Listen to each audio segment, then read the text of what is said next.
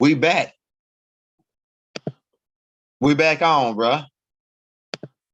That last topic looked like y'all was getting bored out. We got some fire for you right now though. We about to crack heads and twist caps. They think they sleeping on a young elder, man.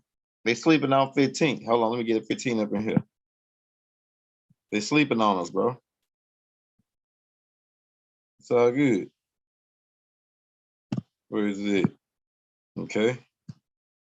Let me let the 15 up in this joint.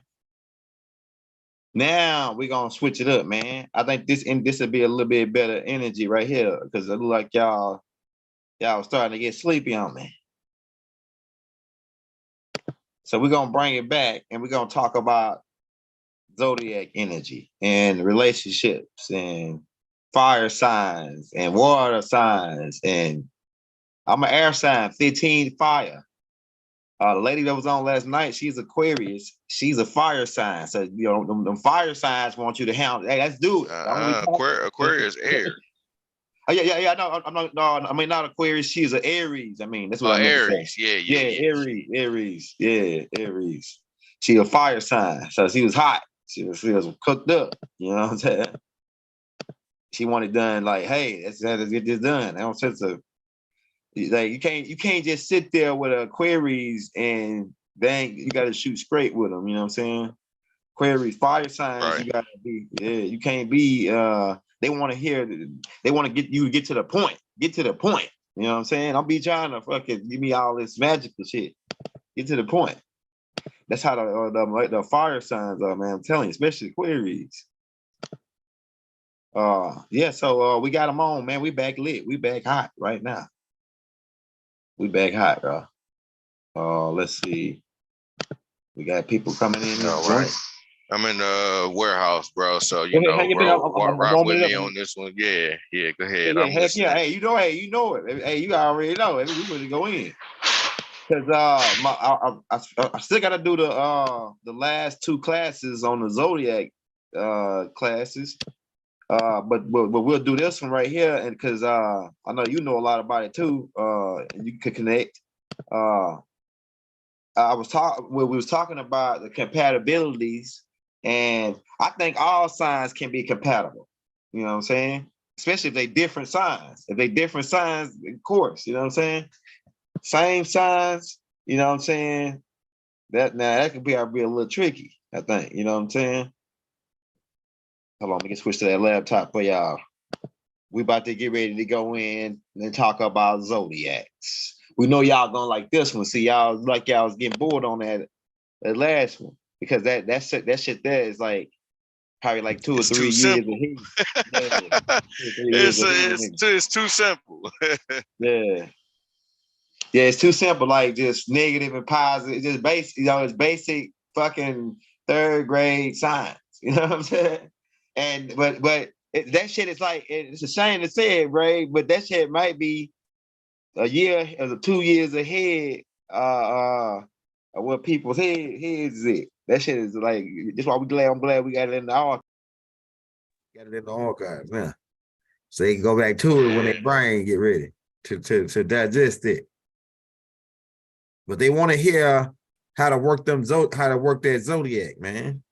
And how the energies, I think the energies hitting the planet from these different star systems when we in that particular like the planet is, like you said, is rotating around. And I think when our planet is leaning, our planet has like an axis on it, like a point, right? So I feel like when that point, even though it might not be like a visible point, you go up there and see a damn pole going down through the middle. But I'm saying like the magnetic force field pole that's in the middle, like you was breaking down just a minute ago. The magnetic force field in the middle is pointing out to a certain solar system or star system or star constellation. And it's magnetically also pulling energy from, because we draw energy from all around. So if the planet is magnetic and it's got magnetic energy, it's got to be pulling certain energy from these gases, because you say energy is gases, right? So it's got to be pulling some kind of energy from that particular direction when it's facing a certain star system. That's what I was thinking, with the different people that come here. So because how does this line up? How do the zodiac line up? And it's right on when you explain the different personalities. It's like right on to this person was born in this month and they act like this and it lines up. Like if you got a good one, a good chart where people break it down, it lines right up. So they want to figure out, hold on, let me get this right here pulled up. So they want to figure out how it lines up. People tripping and say, oh man, you got that nigga Inky on his Yahweh on his background. Man, Yahweh, my nigga, man. I'm about to be rolling on the yacht. It's the boy Yahweh, man. Niggas don't know what time it is, man. We on a whole nother level with this. We some international players, bro. You know what I'm saying? That's all it is. Y'all, they think it's all rah shit. Ha ha ha. All right, let's load this up. We got you. My brother 15 in the warehouse now. But we're gonna now if we already broke down, I'm gonna let 15 go in on it too, but we already broke down the different signs. It's the 4 tribes of Mother Nature. You got the fire signs, the earth sign, air signs, right? My fire signs are my Leos, my Sagittarius, and my Aries. My earth signs are my Taurus, my Virgos, and my Capricorns. My water signs are my Scorpios, Pisces, and I think the Cancer. Yeah, Cancer. And my air signs are Gemini, right? Aquarius and Libra. That's the air signs, right? And these all play a part because we, like 15 said, we all like the elements. We are part of the elements. Oh, let me get that chat pulled up. Then I can rock. I gotta feel the people while I'm talking. I gotta feel the people, right? So and we're gonna be talking about compatibilities too. We'll get into some of that. Yeah, shout out Uncle Rod, bro. Shout out Uncle Rod, bro. We see my brother Billy is on Black Magic. Shout out Black Magic, man. Right? We're running them back to back for you. Scorpio in the building, right? Scorpio. My Scorpios are my water signs. Now, so the what I want to talk about. Okay, so also that's masculine and feminine energy in each sign. So the feminine energy of Sagittarius, they line up, but it'll be slightly a couple things that's different based on the feminine energy and masculine energy. Right? They say it's feminine energy and masculine energy, but like 15 just broke down the last tape. You can also translate that into the negative and positive. Right? It could be masculine going to be the positive, or feminine can be the positive, or vice versa, right? It depends on, I guess it can depend on what planet, because on other planets, it might be vice versa to this planet, or in a parallel world. In a parallel world on this planet, it might be the opposite. The feminine is the positive and the masculine is the negative. And then in this world, the positive and negative. So you got to look at that too. Then you got a nucleus. You got a nucleus, and both of those energies revolve around the nucleus. So we're dealing with that too. But we want to talk about, I want to talk about my, also I got my Capricorns. So, drop your questions in the chat if you got any questions on compatibility in relationships. Like, say, if you want me to do a compatibility, or 15 to do a compatibility on 2 signs that go together. Shout out Teresa Clark. Teresa Clark, that's a good being. I can feel your energy, Teresa. I can feel your energy. Since he's a Capricorn, right? I'm gonna tell you about them Capricorn now. I know 15 can tell you about them. See what I'm saying? They say I'm a Capricorn, January 15th.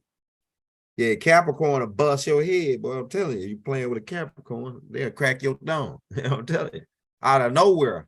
You'll be sitting down watching TV, and all of a sudden you getting bust upside the head, and you wondering what the hell happened. By the time you figure out what happened, then they telling you what happened while they busting you in your head, though. You know, these Capricorns. I'm telling you. They don't, they some good friends. They give us, they share us, they get to hang out with the Capricorns, but don't play them, bro. It says, what else we got? Yeah, I can dig it too, Teresa.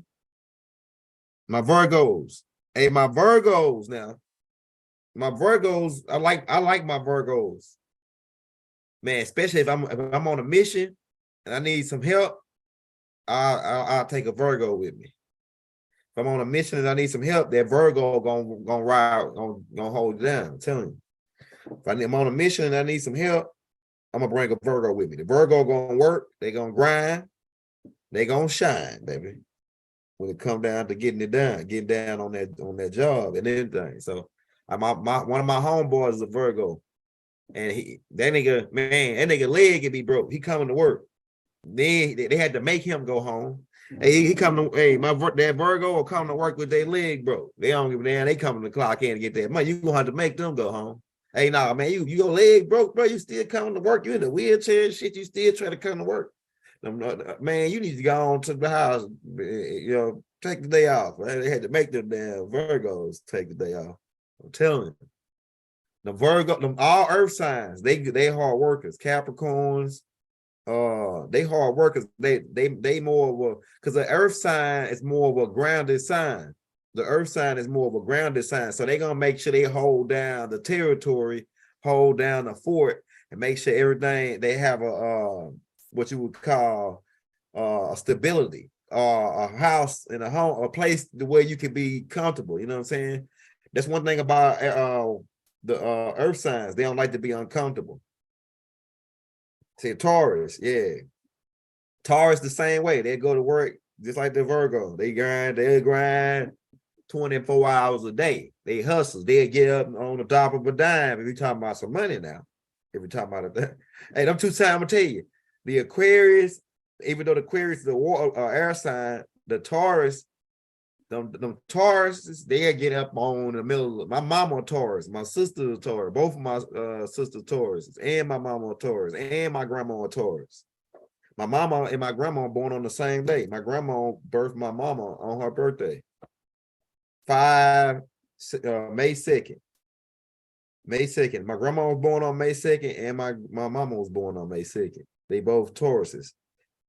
So that's why I was like, man, for me being a 5 deuce Hoover, that line right up when that's what I always think when I was stupid and game banging and shit. But I look at it like I was the guy that was helping saving these niggas, man. Because a lot of my niggas still are out. You know what I'm saying? My OG homie, he got a life in 18, but he wilded out when he left the club one day. He a Capricorn. See, he a Capricorn. See, like you play a Capricorn, man, and you really, man, you play a Capricorn, you could literally probably lose your life. I'm telling you. It depends on how unstable they are. They are like 15 was just breaking down. When a Capricorn become unstable, they unpredictable. I'm telling you, man. I was sitting in a place with this dude. We all sitting in there chilling, getting lit. And then all of a sudden, this nigga pull out a gun and unload 17 rounds into the wall. Nigga, he had everybody up in that skid. We thought this dude went crazy. What the hell wrong with this nigga? Hey, we ain't hang out with him for a while after that. He spooked us out. You know what I'm saying? Capricorn. Then come to find out later on, his cousin had owed him $500 for a car. The car, he wanted $2,500 for it. His cousin gave him $2,000. He said, hey, man, when I get paid, I'm going to square you off, man. You know what I'm saying? In 2 weeks. So Money Hall came for the money in 2 weeks, and the dude didn't have it because he said, hey, man, something came up.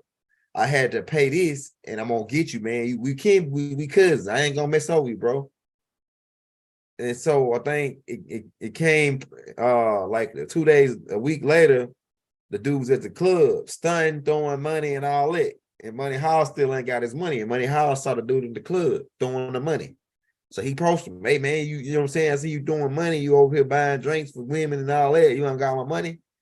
He was like, man, I'm gonna pay you, man. You know what I'm saying? They try to play Money hard because Money hard paralyzed from the waist down. So they already added to it. When you say when you were a Capricorn or some other sign and you got a handicap, they adds to your mentality of people playing you. So that made him even worse. He was a Capricorn, they got short fuses, and then his fuse would get cut even shorter because he was paralyzed in a wheelchair. So he had a real short fuse, right? So he see the dude in the club. It was his own cousin throwing the money. All right, so that happened. Then so Money Howard went to go get his car back. Said, this nigga, man, he playing. I'm gonna take my car back. So the dude Money Howard went to go get his car back, and he called the police over there to get the car back. But he already signed the title to his cousin, so they couldn't do nothing, right? And his cousin said these real gangsters like Crip niggas, like Money Howard owes Crip. He in a wheelchair because some blood shot him up. He was in a blood neighborhood riding through there, and they saw his car, and they unloaded about 10,000 rounds into his car.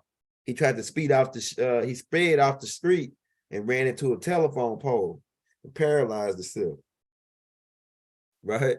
So that's how he got in the wheelchair, right? So and his cousin, he from the same set. They from the same set. His cousin is from Hoover too. So but they got into a beef. And he told Money Howard, says, you want to play the police, we're gonna get it in blood. You gotta get that money in blood now, nigga. And I'm keeping the car since it's already signed over to me. So Money Howard felt like he played him. So I told you don't play them Capricorns.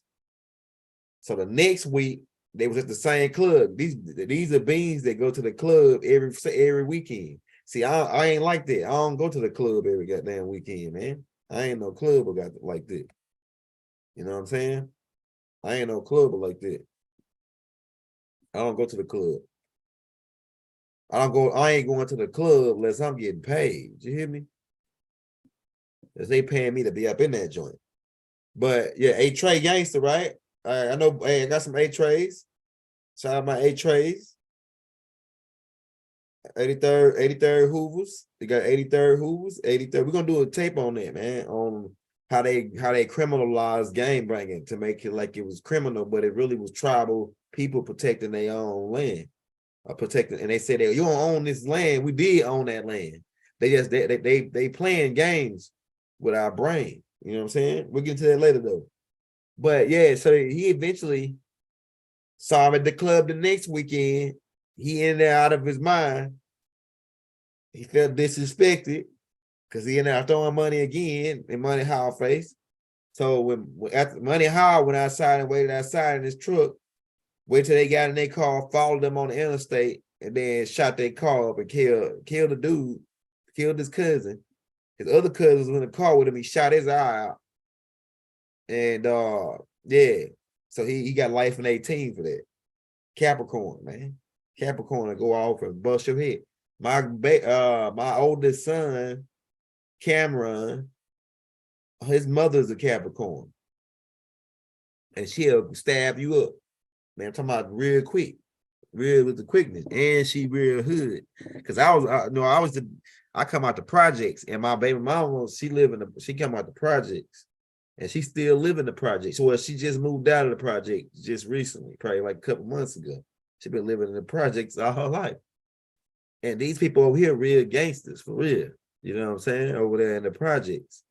And my oldest son, mama,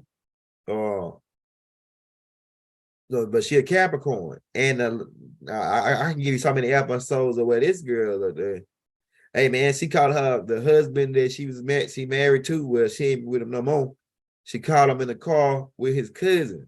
Like if his cousin was getting in the car to get something from him at his auntie house, and she just so happened to ride by and didn't know that was his auntie house. Saw the girl getting in the car, his cousin, and getting this whatever she was getting from him, talking to him and telling him what was going on, because I don't know what was going down, but she was telling him something because he like the man that they like, the person they call, he like the because they had all girls. He like him and their brother that's locked up and another brother that's dead. So he like the only one that get called for like man shit, right?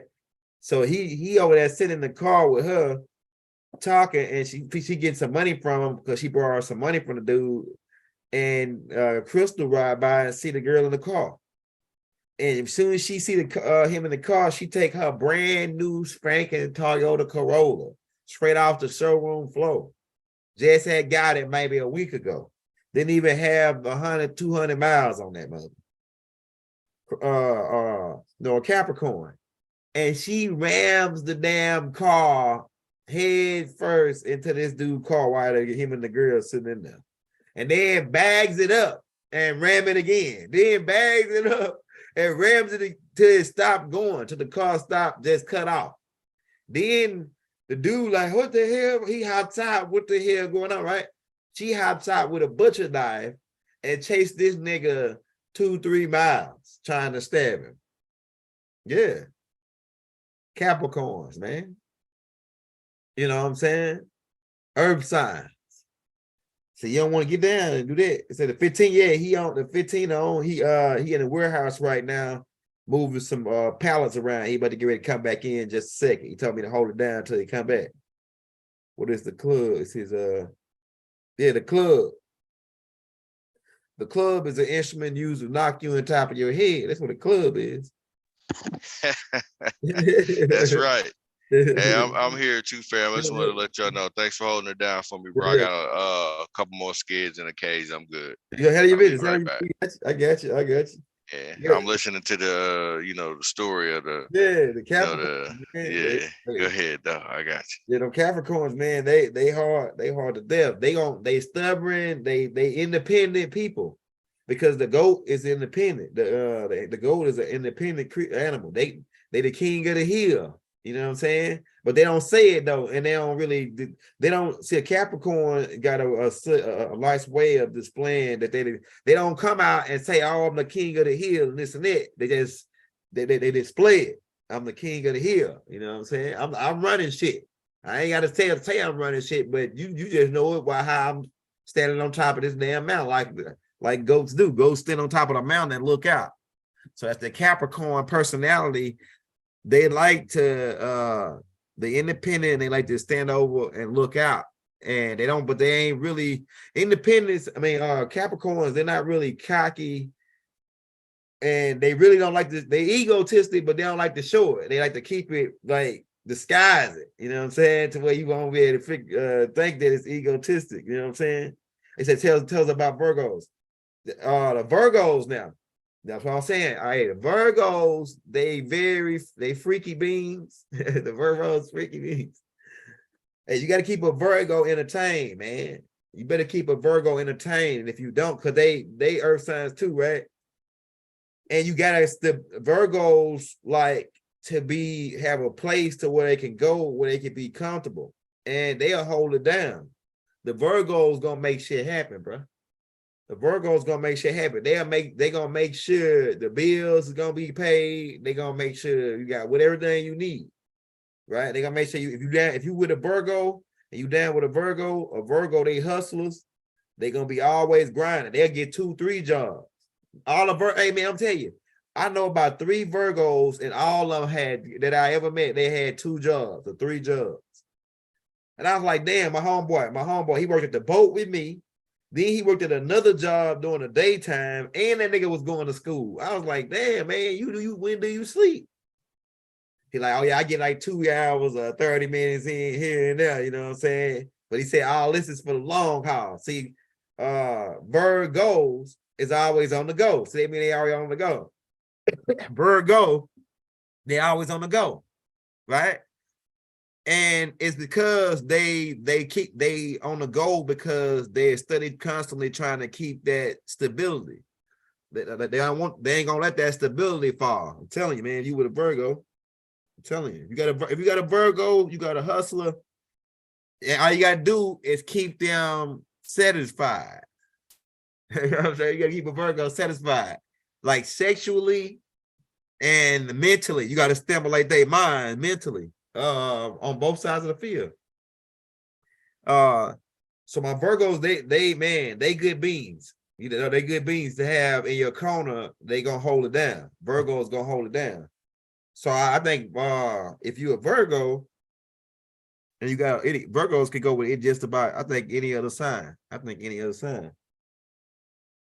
Two Virgos, now that's it, that'll be interesting. Two Virgos together, that'll be interesting. That'll be two stubborn, independent people. Now they probably gonna have everything that they need. Their kids gonna be on have everything. They gonna be some spoiled kids. If it's two Virgos, they're gonna spoil the hell out of those kids. Because Virgos gonna hustle. And Virgos, I'm gonna tell you something else I know about Virgos. They're not really flashy like that. You know what I'm saying? They can have a regular car. The ones I know, they you know, every now and then they get dressed up and fly. You know what I'm saying? And the connection with my Capricorns are very creative. They create an outfit. They'll make their own outfit, a Capricorn. And the Virgos kind of go into that same line. The most creative sign out of the earth signs is the Capricorn. They the most creative sign that I ever seen. They the artists, they can draw, they can cook, or they can dance, they can do something. I'm telling you, they got some kind of talent that they can do. Every single Capricorn I ever met. My homeboy Money Hall, I hate that he did what he did, but he was an artist. He could draw your face down to the fucking pimple on that joint that looked realer than you. And he was a tattoo artist. All the tattoos that I got was done by my OG Money Hall. But he's a Capricorn. But the Virgos, like I said, back to my Virgos, your main focus is to get to a point where you get out of the cycle where you don't want to get in the cycle where you're spinning your wheels with somebody. Meaning you constantly, they taking you down, they holding you back, they taking you down because Virgos, you about getting on the go and building and getting up. And so you can see your work pay off. So all my earth signs, my Taurus, Capricorns, and Virgos, y'all like to see y'all work pay off. You like to see what you working for, what you grinding for. You out here grinding hard, and then you got somebody on the back end that's causing you and taking your shit down and stealing your shit while you out here working hard, and it's like you get set back. So you gotta pay attention to that. Niggas on the back end setting you back. So I know my Virgos like to see your money. My mama, see a Taurus, man. The Taurus, Virgos, Capricorn. They like to see their money. They'll spend it. They'll spend it fast. I'm talking Capricorn. They'll spend your money, but you will be able to see it. They want to be able to see it. Okay, I bought this vase. That vase gonna go up in value. It's worth this. It was elegant. It's on sale. It's on sale. Them Taurus is like shit on sale. I hope it's on sale. That's why I went on and bought it. They'll buy. A Taurus to have 25 outfits and a Capricorn too. Most of my earth signs. They have 25 outfits with tags still on them in the damn closet because it would look good. I bought it. I bought it, so it was on sale. That's my grandma and my mama. They Tauruses. They buy it. They shopaholics, boy. I'm telling you, they gonna buy it. My grandma. They just have to go over and clean my grandma's house out because they said that she a hoarder and they want to put her on the hoarder channel. And she got all kind of shit in there with tags and shit, toys for grandbabies, all kind of shit piled up in her house where she can't even walk through it.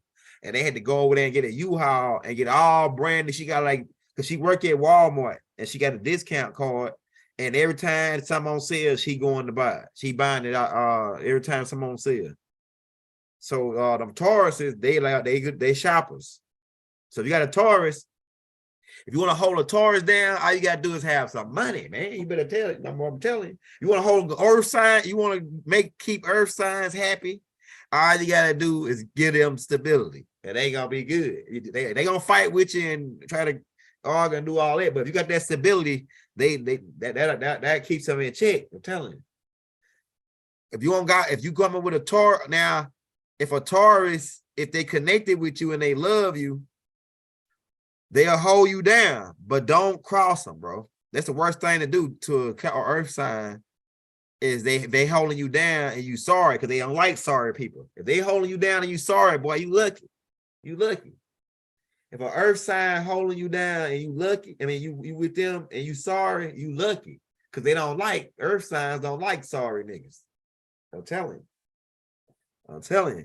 So they got some you got a spell on them or something. If you got a Taurus or a Capricorn or Virgo and you sorry and you holding them back because you take, you know what I'm saying? I'm telling you.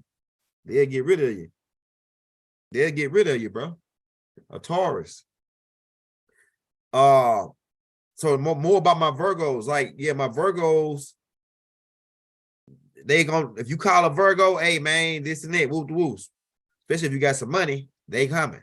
You know what I'm saying? You got some money, a Taurus coming, man. A Taurus is a great hustle. That's the most hustling sign out of the earth signs is the Taurus.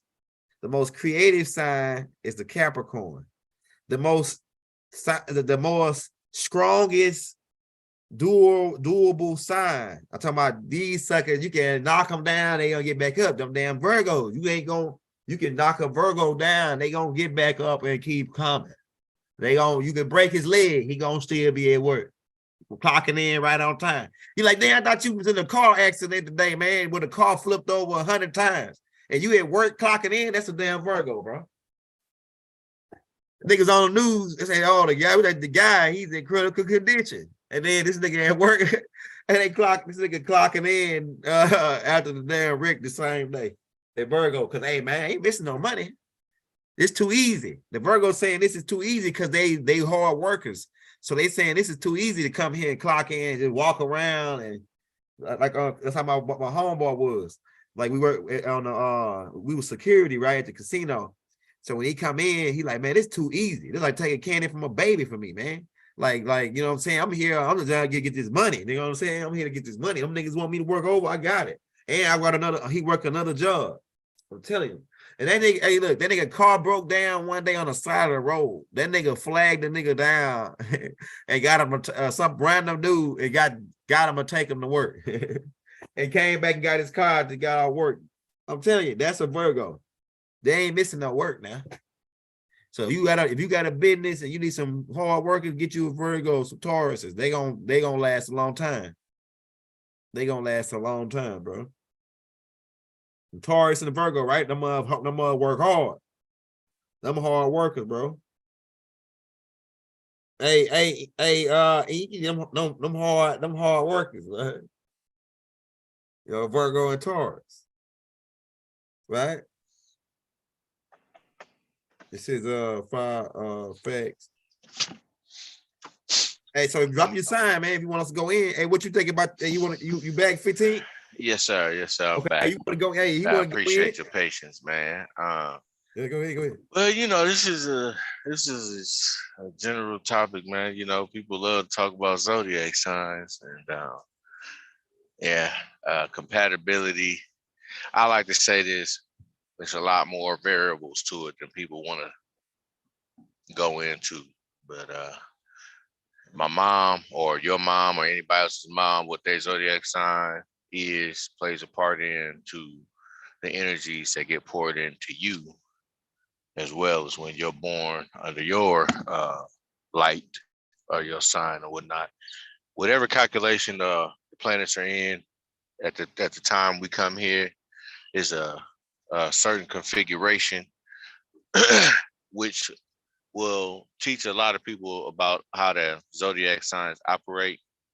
So your birth date deals with a configuration of your energy from not just where you came from, but the energies that also help produce you, which is your mother and your father. So you can't completely neglect those aspects of yourself too. Like in mine, I would have to be a Scorpio, Sagittarius, Capricorn. I'm all three of them. But the one I was born under was Sag. Excuse me, y'all. I do not swallow mucus, so forgive me.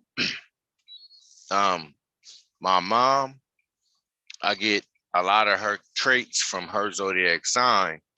If she didn't pour that dosage into me, I could have been a little too humble because of my father's wisdom.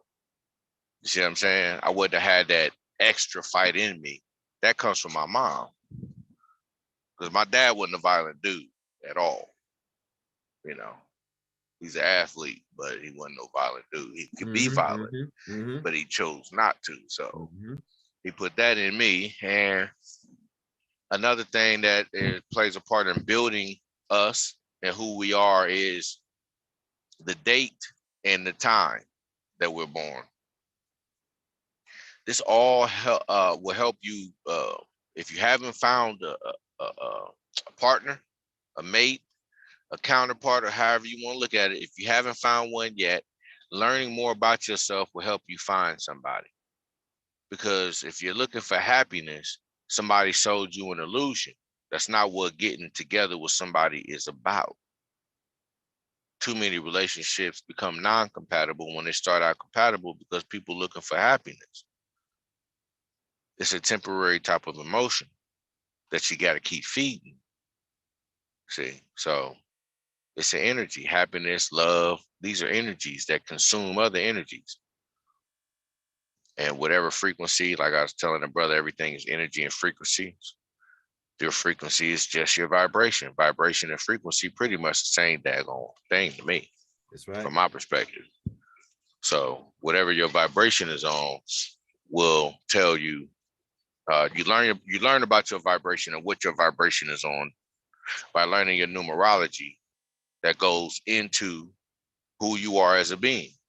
So our numerology also helps us with compatibility with the other zodiac signs. Me, I had to learn my numerology, but I also learned my sons, both of them, their numerology, and then I learned my wife's numerology too. It helps me understand her, or understand her, or understand her by getting to look at the numbers, what her equation is. If I can look at your birth chart, I can look at your galactic equation. Once I find out what your equation is, then I know how to deal with you. In whatever situations we dealing in together, I know things about you that you'll try to hide and lie to me on. Because I've seen your chart. And it takes memory too. It takes memory too. I can't just see your chart and then just go and start winging it. No, I got to see your birth chart and I got to study it.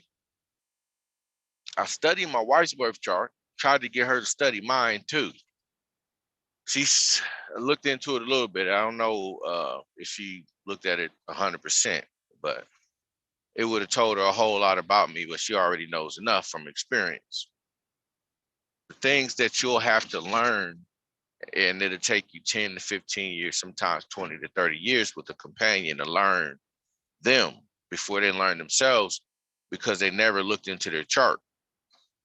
If you don't look into your chart, you don't know what your path is, you don't know where you're going. You have no idea. You're just running around on this planet blind, not knowing your numerology. The numerology also deals with the astrological aspects of who we are. If it wasn't, then the dates and times would matter. That's fact. See? And there's degrees to each number in your birth chart. So whatever path number you are, you also have a soul number.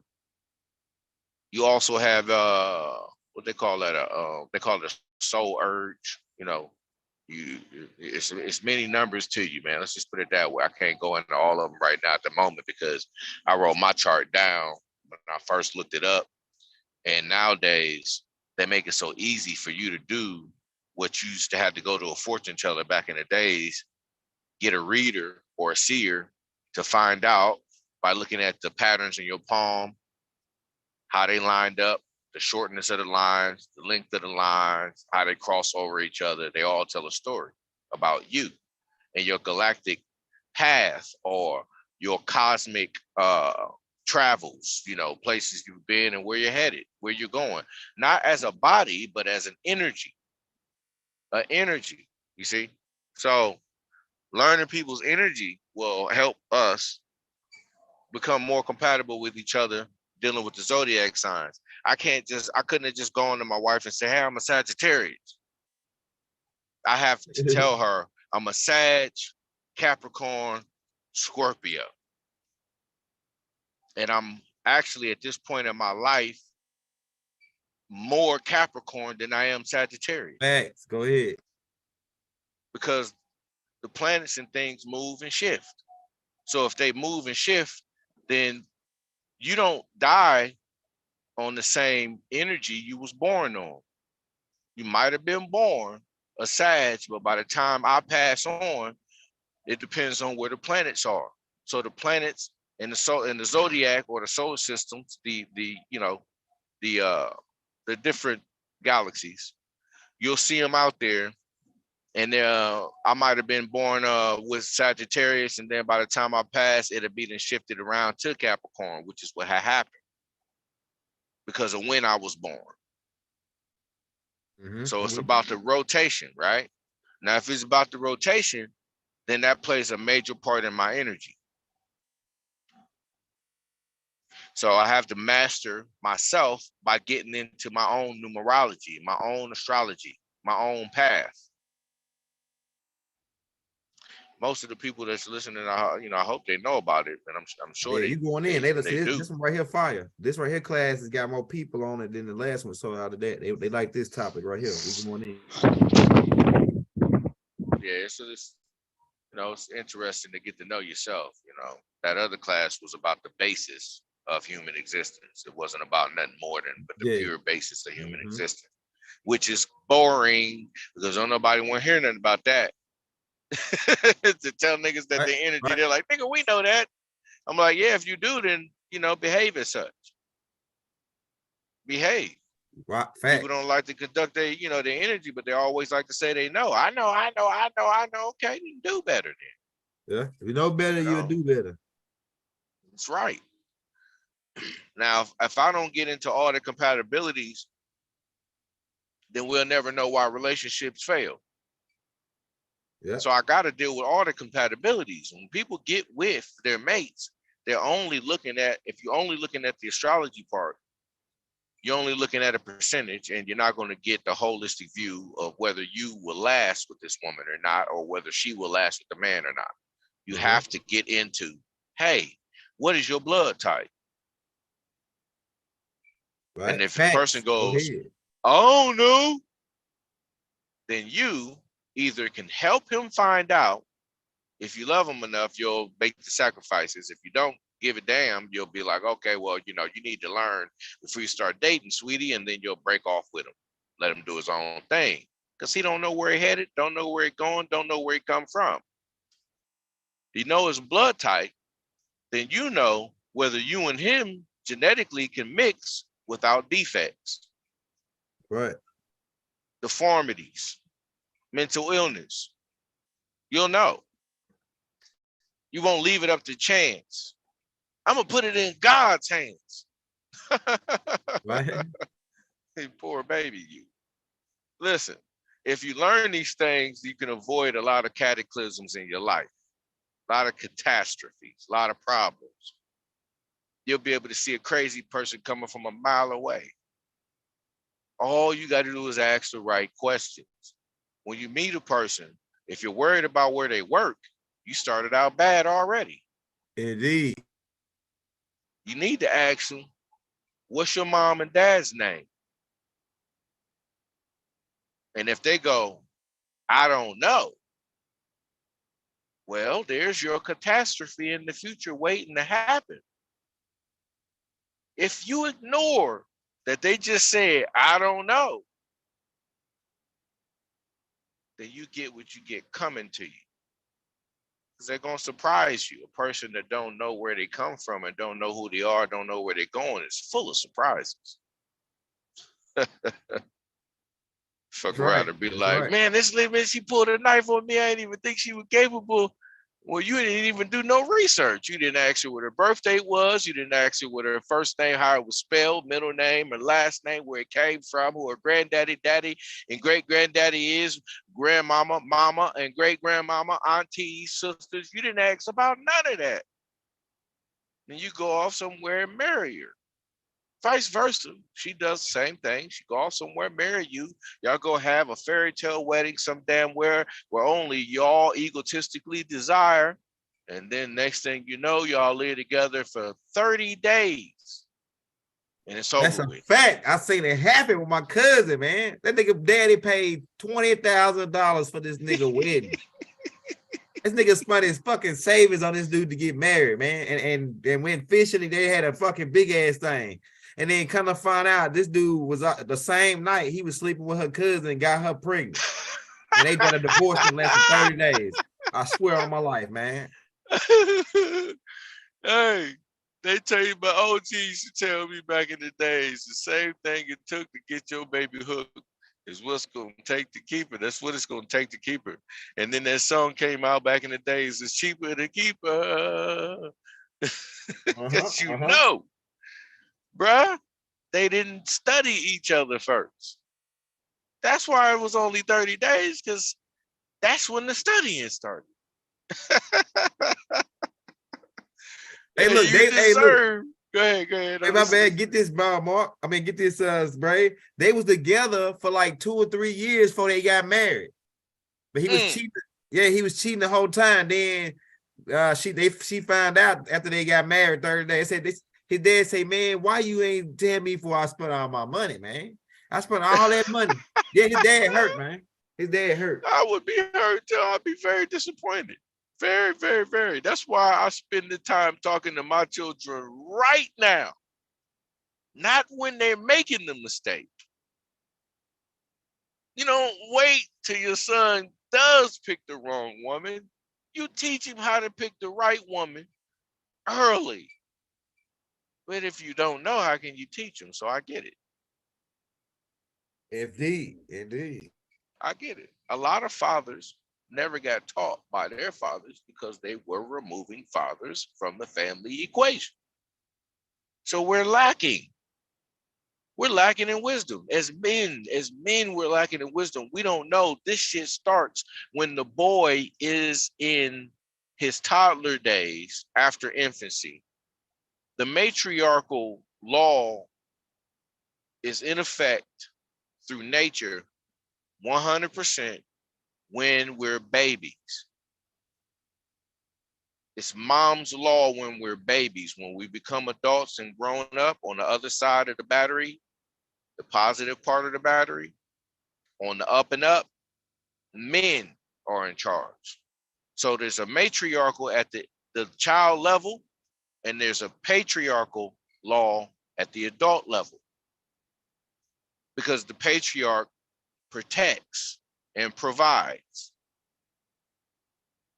Those laws are in place in nature, and that's why I was explaining positive and negative forces earlier. That's why. That's why y'all hear me dwell on it so daggone much, because until we actually really understand energy, we'll never get anything to work. So the Zodiac is part of the energy and us learning things on a quantum level from this perspective in the third dimension. You know, they help us. As a matter of fact, can you do for the people that are listening to this, can you actually just look up the etymology of the word Zodiac? I got you. So they can see it, and I can see it. We can see it. All of us can see it. I got you. I'm glad we restored, because now I can get on the line. It works slow when I let it stay on all night. I mean, all day. Okay. Yeah. Etymology of the Zodiac. The etymology of the word Zodiac. Yeah, I got you.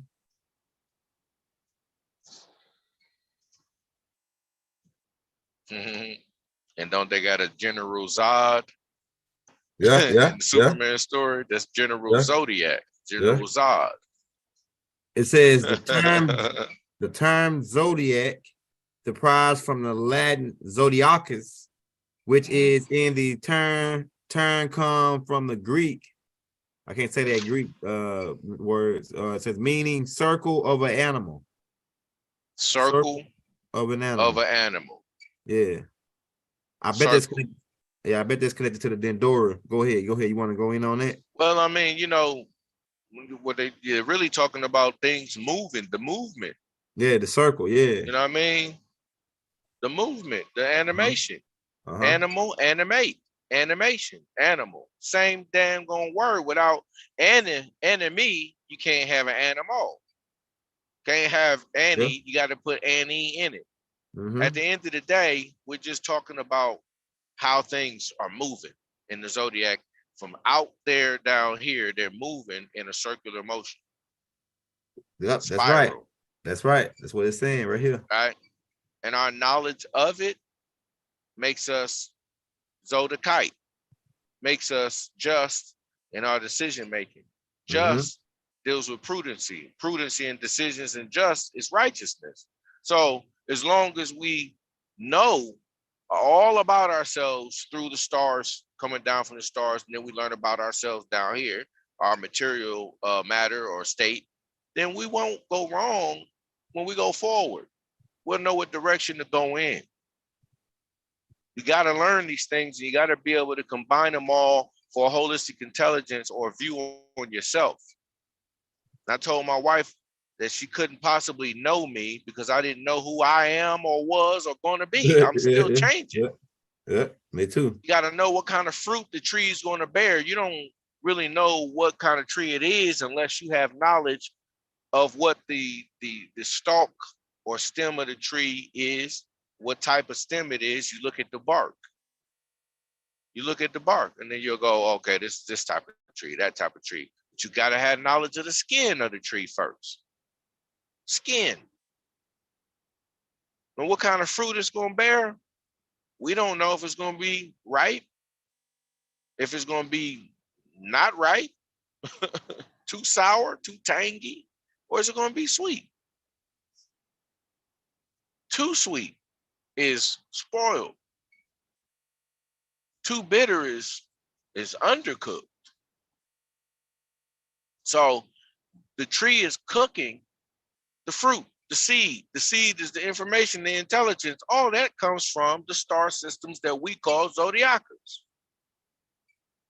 All of it coming from out there into the planet. That's why I said earlier, ain't no such thing as up and down. Ain't nothing coming down here. It's coming in. And it's a constant in and out flow. So there's babies being born every day, and there's people dying every day in handfuls, sometimes by the thousands. But you also crush more than 1,000 germs up underneath your foot. See? So what do we care for real about it? What does the all care about it, whether we live or whether we die? Because the process of living and dying feeds the all regardless. Doesn't matter. We just want to matter. We want it to matter. You know. So Zodiac, man, I'm glad you looked that up. That gives everybody, etymology on it. Now, if you go to just what Zodiac means and not the etymology of it, what is the regular definition in current day? Yeah, this what it say right here. I got that too. It says just regular. It just means literally circle, just a circle. Circle. Yeah. Circumference. Circle. What goes around comes around. Type of knowledge and wisdom. Of the stars. Circle is what? Continuous. So if you get into the Zodiac, I'm sorry, bro, go ahead. No, go ahead. No, my bad. I know you was going. If you get into the Zodiac, you get into completion. And if things are complete, then they're perfect. See?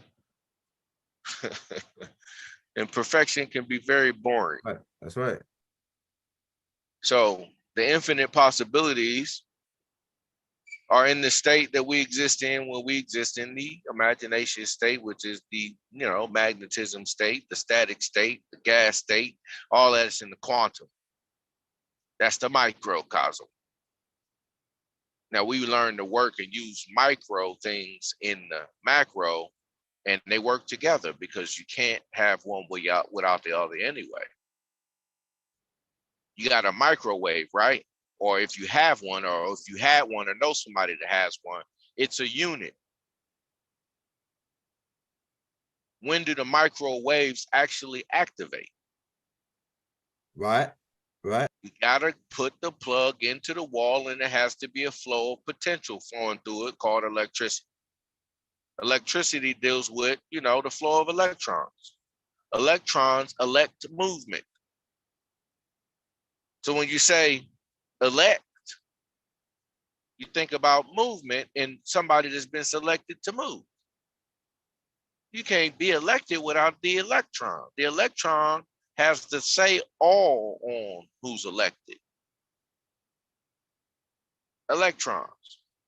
Now, can you be an electron in life and get things moving like an electron? Or are you stabilized and grounded like a proton? Dense, next to the nucleus. We operate like atoms. The universe operates like atoms. The constellations also operate the same way these particles operate. The constellations do. So when you deal with zodiacs and behaviors, you're dealing with patterns, which is why you can say a Taurus behaves like this. And there's energies with the Taurus that's consistent throughout all tourism, through every culture. It doesn't matter. They're not going to call it Taurus in the Asian culture. They'll call it something else. But the energies that belong to that energy that every Taurus is consisted of, they all behave the same way, with the small little variations in there, because each Taurus has a different set of energies and parents. Like I told y'all, I'm a Sag, but guess what? I'm also Scorpio, Capricorn. Why I tell people I'm a true Sagittarius just because Sagittarius is a ninth zodiac of the zodiacs. It's the ninth point or degrees in rotation of the circle. And I'm a life path number 9, which is a crunched 99 number.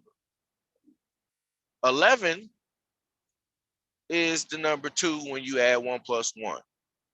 That's the first bracket. This is how y'all got to do this to find out what your life path number is. The first bracket is the month. So you take the month and you add that in the bracket it's in. The 11 is 2.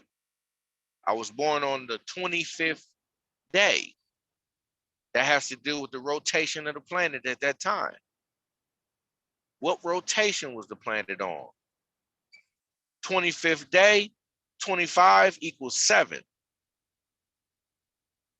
Okay, so the middle number would also represent like my, I think my soul number. So my soul number would be a 7. 7 is also a completion number, or a number of what they would call perfection. It's when you're ready to move to the next level. Now you add that 7 to the 2, you get 9. That's right. I was born in 1980. So if you take the 19, 9 plus 1 is 10. 8 plus 0 is 8, right? 10 plus 8 is 18. 8 plus 1 is 9. Now you got 2 9s. The 9 from the 2, 5, and the 7 and the 2, right? The 25 and the 11 added together, right? And it doesn't matter how you do this, because I can take, watch this, 25 plus 11, 36. What's 36? 9. Ain't no way around it when you look at my birthday. You see? So I'm telling people, if you calculate these things in your birth chart, then you'll be able to understand why you see things a certain way, why your point of view is the way it is in the world, and how to use your point of view to get ahead in the world. So it'll make you a what did Dr. York always call it? The Anunnaki, the Zodiac priest. Yeah, Zodiac priest. It means that you are righteous, you're just in your decision making. You come full circle in your decision making. How you look at things is full circle. You don't look at things half circle. You don't look at things from only one pie or one cut or one angle of the circle. 360 degrees, and then you start spinning that 360 degrees, and now you can see it in 720. And what is 720 except for the illusion or the movement of 7 or 360? It's the movement of 360, 720. You can't get 360 until you take 180 and pull it up. So you got a circle flat on a piece of paper. If I just draw a circle flat on a piece of paper, My circle's 360 degrees, but it's only 2-dimensional. If I take the paper and now pull it up vertical, now it's standing up. Just like that quarter example I used to always give. Excuse me. I'm able to see it in its solid state. But when I spin that quarter, when I spin that 360 degrees object, it appears to be 720. It's just an appearance because it's spinning. And as long as it's spinning, it'll be 720. See, it'll be 720. That's right. So as long as we keep our focus on the circumference of the zodiac, we'll know what's coming. We'll know what was. We'll know what is, because what goes around comes around. Is that law broken? No. It's consistent throughout all eternity. Go ahead, big brother. I ain't gonna keep beating their ears up on preaching. No, you good. You're going in. You're going in, man. Let's see what they're saying. Let's see what they're saying. Clicked off.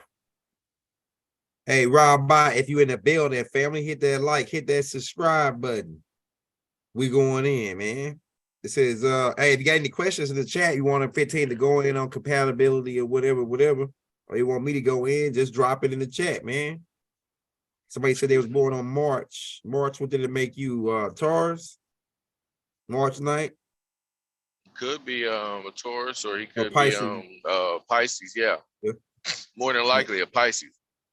Yeah, them Pisces now. You gotta them Pisces, they be nosy, bro.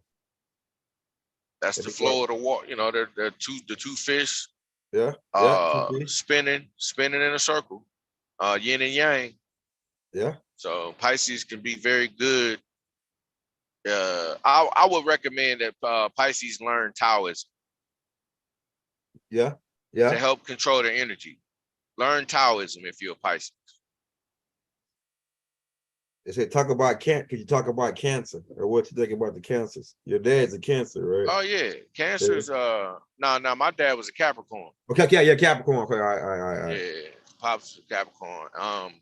I am friends with Cancers, and my grandfather, my mom's father, I think, was a Cancer. Mm-hmm. And Cancers are very reserved. It's also a reason why the crab is used as a symbol for Cancer. Okay. You know what I mean? So, outer shell, they're soft on the inside, hard exterior. Yeah, that's right. And they never turn their back on you in a good way or a bad way. They will walk sideways around you to keep their eyes on you. Cancers have a hard time trusting. So once you earn their trust, you got a friend for life, or friend for, as long as y'all know each other. They're very loyal, very financially stable. Mm-hmm. They have love and passion for themselves, so they don't need anybody else's love for them to feel whole. They got their own. Right. But they got a lot to give out too. And when they clamp down on something, when they focus on something, they don't let go of it. So a Cancer is a person that can save lots of money up to buy something that they want, just like a Taurus can. That's right. They just have a different method of doing it. They always keep bread in their account because they stay prepared for all elemental changes. That, as they say, keep something for a rainy day. Yeah. Cancers are very good at that. They make great friends. I think every zodiac sign can make a great friend. You just gotta be learned on the energy. If you're not learned on this person's energy, they're going to surprise you, man. So ignorance will hurt everybody. And it is bliss, but it's only bliss when you're a child. Yeah. Ignorance ain't bliss when you're an adult. That's right. Go ahead. It's bliss when you got mama. Mama makes ignorance blissful because you're a baby. That's right. They say you right on the money with the cancer, man. They say you right on the money, bro. You hitting it right on the nail. They say with that crab. Hey, I like your perspective and how you broke it down with how the crab zoo type and how the crab react. Cause we studied this in ancient Kemet. It ain't over here. The school's over here. We studied these these animals and attribute to personalities because it's all one. Everything is one, so it's got to be a connection. We knew that everything was one, so it's got to be a connection between this crab and that person's personality. So it's like I like how you just gave me another look on it when how you explain how the crab is and the cancer. That's nice. You know what I'm saying? Oh yeah. My The dad's a Zodiac. cancer. Yeah. Yeah. Yeah. Zodiac deals with the word zoo. See, zoo.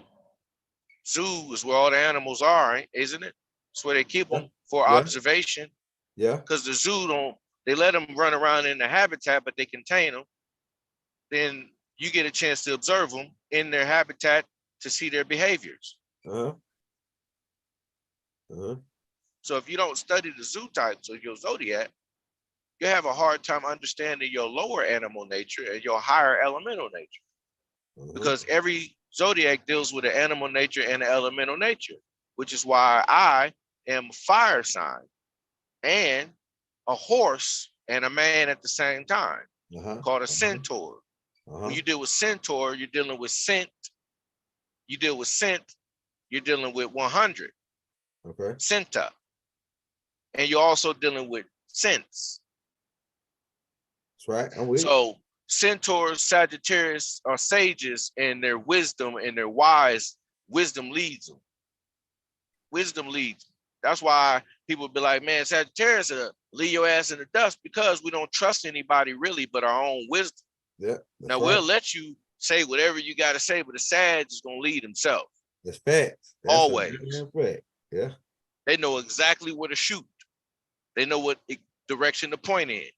You know, like some of them dogs. You know, what they call them dogs that point when you they real smart, intelligent. They know what direction they going in, and they can lead you to if you don't have a compass. But a Sag also is a part of the body of the fire that's really not visible. It's felt but not seen. So a lot of things a Sag will say is felt. It's more felt through emotions, but really not seen. See, so you going in. Somebody said, could you go in on a Leo? Oh, well, you know, Leo once again deals with abundance, deals with appetite. Leos, they're, you know, I'm not going to say this to be negative, but Leos can be greedy. With the greed, they're also sharing with the greed. Leo's like this. I want y'all to go out with me this weekend. The Leo wants control over the whole outing. Where you go, how much money is being spent. They probably gonna spend and buy tickets for everybody, so they ain't got to worry about it. Why? Because the Leo is in control. If they buy the tickets, then they can tell you and everybody else, hey, this is what we doing. We going here, we going there, we going there. You see? So the abundance, the abundance that they have within them, they're always willing to share it and give it away, which means sometimes they can be misguided by their appetite. They're greedy. I can see that. They could be misguided by it.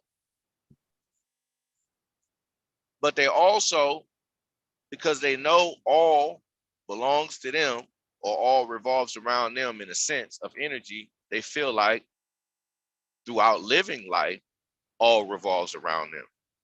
If a Leo, let's put it like this, I got a cousin. I love him, you know, with all my heart. He's one of my favorite cousins, you know, younger than me, but he don't never mean no harm if he don't call me. It don't mean he don't love me. It just means he doing what he's doing. Yeah, that's right. And then if I call him, because we both fire signs and we understand emotionally, right? Fire signs could be very emotional. We could be very high-headed if we don't understand what's going on? What's going on? I get fired up. Cuz be always, humble. My bad, cuz, you know me. Yeah, I do. And apologies completely accepted. I'm not mad at you. He knows how I am. So I can't be like, man, what the fuck, man? When I called you, you ain't pick up it. No, Because a Leo is gonna let you say all that and do all that, and it ain't gonna mean shit because the next go around they'll do it again. And ain't nothing you can do about that because you can't control the sun. The sun is in charge. That's how Leos feel. That's their behavior patterns. Look at what lions do. Right. The king, look at what he does. He has everything his way. And if you try to tell him any other way, you'll have to fight him for it. But like I said, huge hearts give you the shirt off your back. They go to war with you too.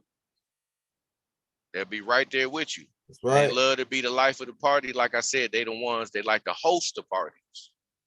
If I had the 3 fire signs in the same place, and I did this analogy before, Aries, or be the one that is talking to Leo to schedule the party, to get it started. Leo gonna come through with amenities, decorations. What's the theme of the party? What we gonna call it? How we gonna? They start going in all of that. Where the Aries, right on. the Aries is the one that's gonna say, just let me know what it's gonna cost, and I'm gonna foot my portion of the bill, and I'm gonna show up. When I show up, he's gonna get with the Sag, and then they end up being the life of the party because the Sag is gonna bring the magic.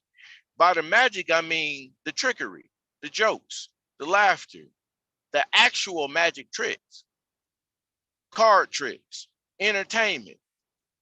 You see, they're gonna be doing all of that, but at the mercy of the Leo, getting in everything that the Sag sets up and outshining the Sag at everything. And they say you right on blast, man. They say you right on point, bro. You accurate, bro. And that damn Aries gonna be the loudest motherfucking mouth up in there. Because when Aries get ready to talk, everybody's gonna listen. Same with Leo. And the same with the Sag. So we all running our mouths at the same time. We all competing for spiritual energy and who's gonna be the hottest. And sometimes the Leo, listen to me, sometimes the Leo be the dumbest one out of the Sag and the Aries. And we just be looking at the Leo like, you just got to be talking, don't you? Yeah, because they love the party. They're not gonna let you hog the attention. They're greedy. They got a larger appetite than you. So they're gonna eat that. So we love each other. Sagittarius, Leos, and Aries are compatible. Right. We all complement one another. Like I said, the Aries to get it started, the Leo gonna, blow it up, and then the Sag is gonna evaluate, supervise it, oversee it with entertainment. Got to make sure everybody happy. Now, all the other signs flow in unison and have different levels the same way because there's a cardinal, then there's a stable, and then there's a mutable. See, there's a set sign, there's a cardinal sign, then there's a mutable sign. The third sign to each of the elements is the mutable portion of the element. You got the body of the element, then you have the spark or start of the element. And there's 3 of each.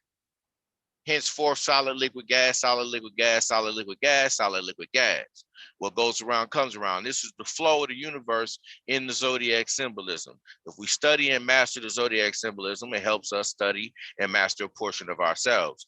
As energy, though, not the ego. There's a reason why the ego is spelled ego. Right?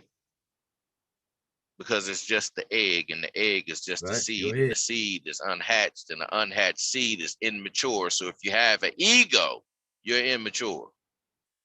You're especially galactically immature. head cracking and cap twisting. So And they I said, can you? definitely. They said, can you? Hey, you going in, man? Could you go? It said, could you go in on the Aquarius? Well, And the the connection. Aquarius is an air Yeah. sign. Okay. It's the moisture of the air sign. Aquarius, aqua Aries, or aqua rays. You see, moisture. As an element, they're air sign. They flow. See, a lot of times, look, I know some Aquariuses too, and I love them. They're near and dear to me. So I'm telling you, my a lot wife. of times, you know, they get to going and flowing, and sometimes you'll be listening to them talking. You'll be like, man, you lying. But Aquarius has a great imagination, and they're emotionally attached to it because information is constantly going through their brains. Why? Because it's connected to the air, the wind. All air signs are connected to information in a constant flow of information, and all air signs can talk. They got the gift of gab, and they're talented too. All zodiac signs are talented in their own way. But right now, while we're talking about just the Aquarius, you got to talk about all the air signs. Young Elder, can you tell them what all the air Yeah. signs are, please, from your chart? It's Gemini, Aquarius, and Libra. It's the air signs. I'm a Gemini. My wife is Right, an Aquarius, so we both air signs. Yeah, and my right. son, they both air signs. Well, they two Earth, but I'm me and my wife is air signs. So it's Libra. I mean, it's Libra, Gemini, and Aquarius. It's the air signs. Okay. The Yep. element is air, so all air signs will have to be good at dealing with the flow or getting into a flow. So y'all can talk for hours and hours and hours because of the flow, the energy, and you could also work for hours and hours and hours dealing with your flow of energy. Right now, if you're dealing with a day where you know the wind ain't blowing as good, then you're gonna be probably, if you're under stress, you'll have a lot of things to do, but you'll probably be in a relaxed state physically, because mentally you're relaxed because the flow is relaxed. Air signs are definitely connected to the spirit of air, which is the energy of air. See what I'm saying? Which is why it's hard to tell an air sign. It's hard to tell them anything, like force them to think the way you want them to think. It's hard to do that. They're not going to do that. They'll see your point of view, but they're as soon as you turn your back, they'll be like, yeah, right, nigga, I know what the hell it is. You can tell me. Huh? They know what they know. Then they also help everyone to the best of their ability, you know, but don't take advantage of no Aquarius. No, don't take advantage of no zodiac sign. But, you know, right now we on Aquarius. Aquarius is, you know, hey, you seen tornadoes, you seen hurricanes, you seen how the wind come in, a wind to pick a whole house up and lift it and toss it across town. That's what the wind can do. So the Aquarian energy is dealing with that force of air. Okay. And like I said, they have a constant connection to it. We all are connected to it through breath. Okay. But as an air sign, an air element, what is there an animal zoo type dealing with the Aquarius? For the Aquarius, it's a man pouring out a bucket of water, and I think, matter of fact, let me pull it up real quick. Let's see. We can look at the signs while we're doing it. Let's go. Zodiac. Yeah. Now, notice that we're talking about Western philosophy, right, of the Zodiac right now. Yeah. We can go into they got it from us, you know, ancient Kemet with Dundorals, all it, you know. Western philosophy is the negative. Yeah. Eastern philosophy is the positive. Okay. So we can look at the positive side of the cosmic law as well as we look at the, you know, Western negative side. The Western negative side applies to all of us. Now we look at the Eastern side, you'll see all sides too. Because when it comes to the Eastern philosophy, I'm, as a Sagittarius, I'm not a centaur. I'm a water tiger. See what I'm saying? It's a different animal because they're on a different region of the planet, a different plane on the planet. The planet in itself is a plant, which is a living organism. So all planets are plants. Some type of plant that's in seed form, but the seed form is in a macrocosmic seed form called a planet. That's still expanding, it's still growing, still being infused with solar radiation so that it can sprout and expand. It's a man pouring out water. That's what it is. All right, hold on. Let's look at it. Let's look at that. Why would they paint the picture of a man pouring out water with the constellation of formation of stars there like that? Yeah, that's a good question. Because you can see the formation, and then they Yeah. show you a picture, and when I look at the formation, it's hard for me to see that picture in it. Yeah, you're right. You're right. But you know, Come on, that's do more. what Look at it. pictures do. That's what they're there for description. But it's all right if it's a man pouring out water. What does that represent? They What is represent it? to me, it represents there's a new thing that's gonna happen. It's a new era. It's a new era of growth and wealth. And because they say my cup run up over and all this other stuff, right? So to me, it's like this new wealth or this new energy, new information, new everything just gonna be pulled out onto us all of a sudden at one time. We're gonna get so much technology, so much all this information. That's what's happening right now to me. It's like all this information is coming out right now. You know? Yeah, the information Pouring out of them though. Yeah, information is pouring out of them. Yeah. See? So in the age of air signs, information is going to be coming through y'all and pouring out of you. Mm-hmm. But if you work together with all the other elements while you're learning in this day and time, you'll be able to bring it all together. That's what I said. And form a body of information. If you just, you know what I mean? If we only just keep one portion of the information, we don't have a body. That's right. You know, the fire is only one portion of the body. The soul, the hot solar plexus. That's only one portion of the body's operational systems. That would be all of the fire signs. Yeah. Yeah. No, you're dealing with the wind. You're dealing with all the air signs. That's the flow that ignites the fire in the solar plexus.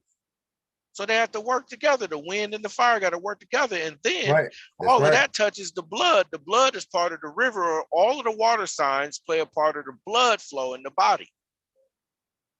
So that's part of your behavior in your psyche as well. The body, how it operates on the elemental level. All your earth signs is dealing with not just the flesh, the outer body, outer shell, but also the nucleus of the body, which deals with the bone structures, the density. See, the material, the mineral part or portion. Yeah. Everybody on the earth that's an earth sign will help keep you grounded. You need stability? Look no further than an earth sign. That's right. They know they are masters of stability. They're grounded people. Air signs are always on the move. And air sign might need a fire sign. They can use a fire sign. And our fire signs can use the air signs. They complement one another. Yeah, that's right. You know what I'm saying? And the without fire signs. My bad. I'm gonna say that the fire sign give the air sign a reason to be an air sign. You know what I'm saying? Because the fire needs the air to cook. So it gives that air a purpose. Fire signs give air signs a purpose. That's why I love fire signs. They give us a purpose. They challenge the fire sign. The air sign. The fire sign challenges the air. It keeps the air. It makes the air stronger. And that's why I like like I said about the fire signs. And all of us come together. Once we all the signs come together, we create the fifth element, which is divine energy, divine love. Or people got different names for it. I call it divine energy, divine love, the divine force of balance between good, what they call a negative and bad. They fucked us up when they told us, when they was describing what bad is to us. You know what I'm saying? They messed us up, man. Like, Yeah. so now we think that negative, like you was breaking down on the last tape, we think that electrons is bad, Yeah. right? They would Nah. have to think that. Go ahead. No, go ahead, go ahead. That's all I was gonna say on that part. Okay. They stay on the move. Electrons are always moving. That's where electricity. They're in charge of the elect. In the microcosm, in the quantum field, electrons are in charge of moving things. That's what they do. So if you think about an order or a rank, electrons, they really have the out. I'm sorry, they really have the last say so because they get things moving. They're the ones that carry out the orders of the protons and the neutrons. That's right. That's right. They That's carry right. out their orders. They help keep the protons and the neutrons safe. So you have electrons is I think a negative or positive charge, and then you have the other one is a negative charge. And then there's a containment field that's a buffer where you can contain the proton and the neutrons and have the electron as an electromagnetic field on the outside, making sure that anything tries to get in to harm the proton and the neutrons can get burnt up from the electrons. Now, why would it be any different on the planet? Why would the ozone layer not be called the electron layer? You see how this works? Anything trying to come into the planet by way of any other means other than a particle state will burn the freak up. And I know somebody, well, they got metals that, but all right. Where do those metals come from? They have to come from another organism. The organisms is what's producing them. The organisms are the planets. Now you got organs inside your body that go along with certain constellations. How they behave, how they move, how they vibrate, so to speak. Organs are also in connection with the celestial planets. You cracking heads now. Go ahead. Well, I mean, organs and body limbs as well. Each of us, like the Sagittarius, what rules us is around the hip area. Hips. See what I'm saying? Now look at the horse. Where's his power at? In his legs. You see? And what holds the man up upright is the lower half of the body. So a Sag is somebody that can guide his lowest nature in a direct path or in the right path, because his lower nature is being by.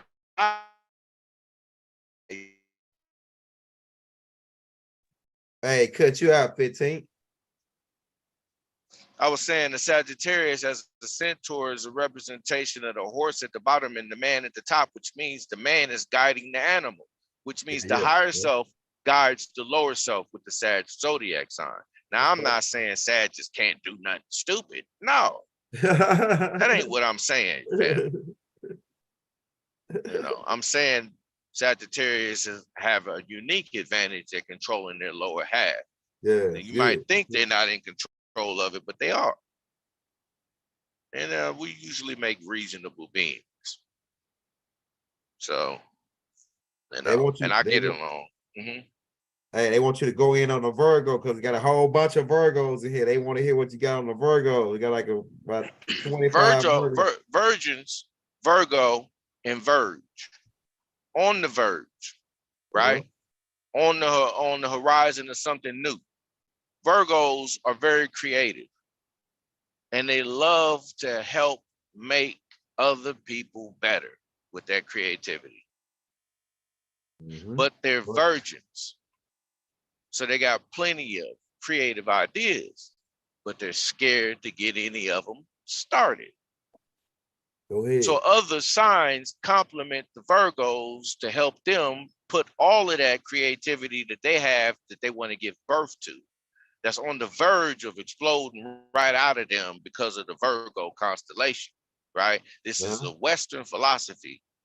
The Virgos are good at concepts, they're good at creativity, and they're good at making people better.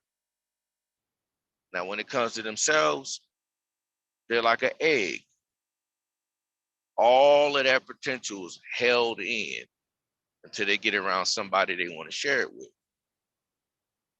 You know, if Man, you don't that's how you understand a jealous. Virgo end up being a loner at times because they can't find satisfaction in other people.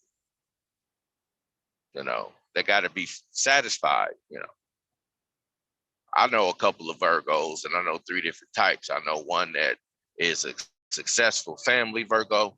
I know one that's trying to do family, and then I know one that's just fine being alone. 3 different types, 1 female, 2 male. So I got 2 positive images in different perspectives of the men. And then the 1 perspective with the woman that I know. Now, there's plenty of Virgo women that I know, but there's only one that's close enough to me to observe like this. So I would have to say the Virgos, like I said, are very intelligent, right? They're not selfish people. They help. They're always willing to do just like I said, the other signs can do. They give the shirt off their back, depending on if the energy in itself is compatible with theirs, they'll do anything for you. Yeah, but make no mistake about it, they always are trying to help, make somebody better. And if the bad side of the Virgo is not to help you, but to make you look like a fool. Hey, you on the point. Yeah, I mean, a Virgo will go up to you and be like, and they know. They be looking at you going, they'll tap another person and go, watch this.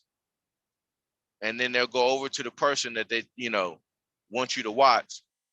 And then they'll trigger them to do something that they usually do, But it's so funny to the Virgo. The Virgo got you dancing and acting silly. And you think it's because the Virgo wanted to see it out of request, when really it was to make fun of you by way of telling another person, hey, watch this.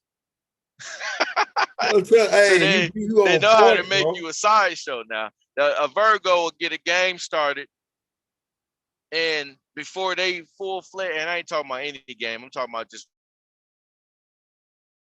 participation games where it takes everybody's participation, and then they'll get it started and go, let's do this. They'll come up with the creative idea, everything, and y'all will get started doing it, and they'll be sitting back watching everybody do it, and they won't be doing shit. And you'll look over there going, hey man, you started this, get involved. You gotta love the Virgos. Yeah, they are definitely that type of person, the ones that I know. Very crafty individuals and lovable characters at the same time. So you got to be intelligent around a Virgo, or they'll have you thinking that you're smarter than them, while in the back of their mind, they're going, you dumb as hell. All right, go ahead. Anybody, my perspective. Yeah, man, it's hard. That's hard. Hey, this shit is hot, bro. They saying you, man. They say you going hard on that one, man. They say you on point on that one, man.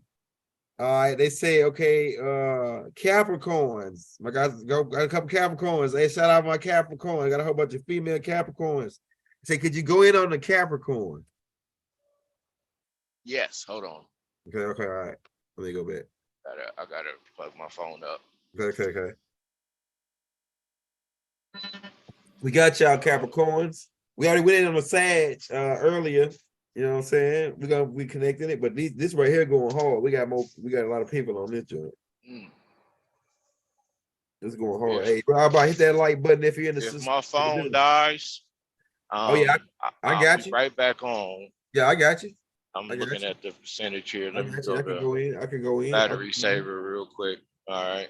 And I gotta find my power cord, and then when I do, I'll be able to plug it in. Okay, all right. But right now, I'm still here. I'm still with everybody. So they said Capricorns. Yeah, Capricorn. Well, you got a lot of experience with Capricorns. My father was a Capricorn. My wife's a Capricorn. My oldest son's a Capricorn. So I got, once again, 3 different perspectives, 3 variations, 1 female, 2 male. Uh-huh. I like how you said. You know, Yeah. Capricorns, it all depends on what their focus in life is, right? Now, I'm going to tell you this. They're very traditional, and they like to stick to the script. Capricorns do not like to venture off into brand new shit or don't know where the hell they're going. They like to deal usually with familiar territory. That's right. And they reign supreme in that familiar territory because they know what's happening. Now, they're also, like I said, some of the best friends to have in a jam, a bind, a financial bind, because they're very conservative with their finances. That's facts. They're not going to give you nothing without budgeting first. They look right at their funds and be like, how much you say you need? You be like, man, I need $50. They be like, all right, look. They come up with a dynamic plan to help get you that 50 if they can't give it to you. But at the same time, they also give it to you, but they won't just give it to you and go broke. They're not stupid. Yeah. They're calculated. They be like, man, all I got is 50. I'll give you 25 of it and help you find out who can help you with the other 25. Yeah, that's damn strong. That's right. That's a cap, right, you know? And they don't want you really telling them what to do. Caps tell themselves what to do. They lead themselves. They're very randy, meaning very confident beings. It's hard to break a Capricorn's confidence.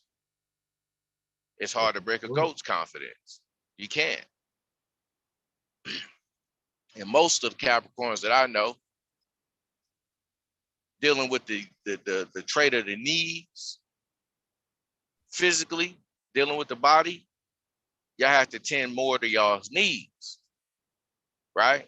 Now, do you? I mean, you don't have to agree with it. I'm just saying, right, as a natural action that comes after what I say. But a goat that studied the zoo type of the goat and what it is and what it does, you'll know that goats are very independent animals. Therefore, Capricorn is a very independent zodiac sign as well. Right.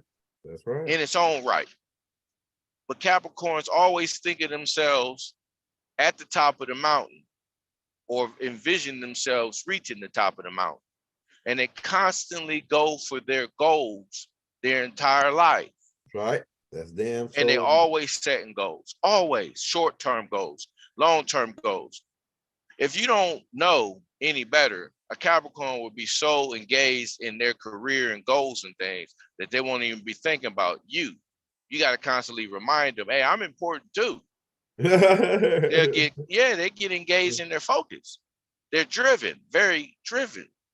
A goat is very driven. You'll find goats in places that you didn't even think that they could physically get to. Yeah, yeah. And you'll ask yourself, that ain't real. I seen a goat up in a daggone tree on one branch. And I was like, how is he standing on that branch? I said, this gotta be Photoshop. Yeah. Until I went and looked at a documentary of goats and seen goats on a very thin ledge on the side of a mountain on a vertical wall that was going straight up. Yeah. I said, where's the slant? Ain't even no slant for him to stand on. Yeah. I said, if they fall off this, if they fall, they're going straight down to the bottom. Yeah. And I'm looking at these goats and they're jumping, literally jumping from edge to edge. And I mean, it was the most remarkable animal feat I had seen in a long time, bro. Yeah. Yeah. Goats are remarkable. Every animal is special. So look at that characteristic and the trait with a Capricorn when you try to tell a Capricorn what they can't do. That's right. And they'll just show you, they'll just show you. They dress good. They care about their appearance and how they look on the outside, and in different ways too. Some of them care more about how their body looks. Some of them care more about what they drape on their body. Yeah, that's Some fact. Hey, you a you man. know, I swear, I know Capricorn. My baby mama, and my homeboy. You right on point. always. You right on point with them damn Capricorn, boy. I'm telling you. Yeah. What I know And you about was on them. point too earlier when you was talking Yeah, about their craftsmanship and how creative they are with their yeah. hands. They the most creative sign that I ever seen out of all signs. Hmm. And they know how to preserve things. Yeah, You they'll know, make come some out of like you nothing. get a Capricorn, you know, because they care about how they look. You know, they get into things that take care of other things. Like sewing is a trade where you can keep all your outfits looking new. Somebody be like, girl, how long you had that? Girl, don't let me get started. Doesn't had this, and they tell you 20 years, and you be looking, going, it still look brand new. And you'll never even see where she stitched up the holes and Yeah, patched it up to where you won't even be able to see where it's at. That's how good they are with their craft. So, you know, they're good singers. Most Capricorns I know can sing. You know, of course, there's some that can't, but you know, that's give and take with everything. But yeah. the most of them that I know can sing. They can hold a note very well. You know, and they are very good writers. They're good at writing and they love to write. Writing is the best way for a Capricorn to express themselves. A Capricorn is not going to like arguing with you verbally, but tell them to write it down and they'll write your ass a book cussing you the fuck out. Telling you, come right out in purest form when you let them write it. You be like, oh, I didn't even know you thought of me like this. God, yeah. Ask them to express it verbally, they'll shut down on you. They'll be just looking at you with the scowl or with the evil eyes. Like, get your ass on the way from me. You see how evil them goats' eyes be looking?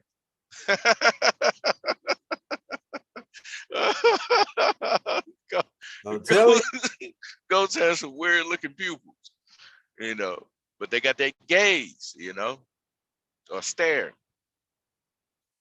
So, you know, I love them though. I love them. Can't live without them now. Now, whether Capricorns and Sagittarius are quote unquote compatible, they say in Western philosophy that they're not. But check this out. you. I don't believe it.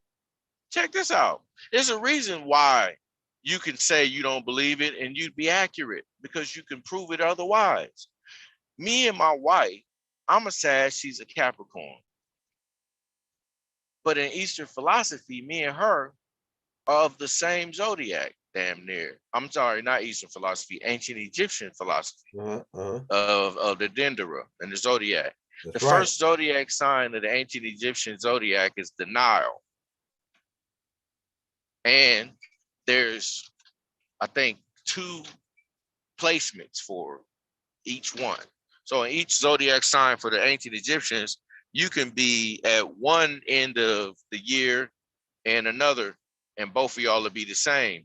My wife is at the beginning of the year. I'm at the end of the year. I'm in November. She's in January. And if you go look at the Nile zodiac sign, anything covering from the 19th of November up to the 26th. And I fit right there before the 26th at the 25th.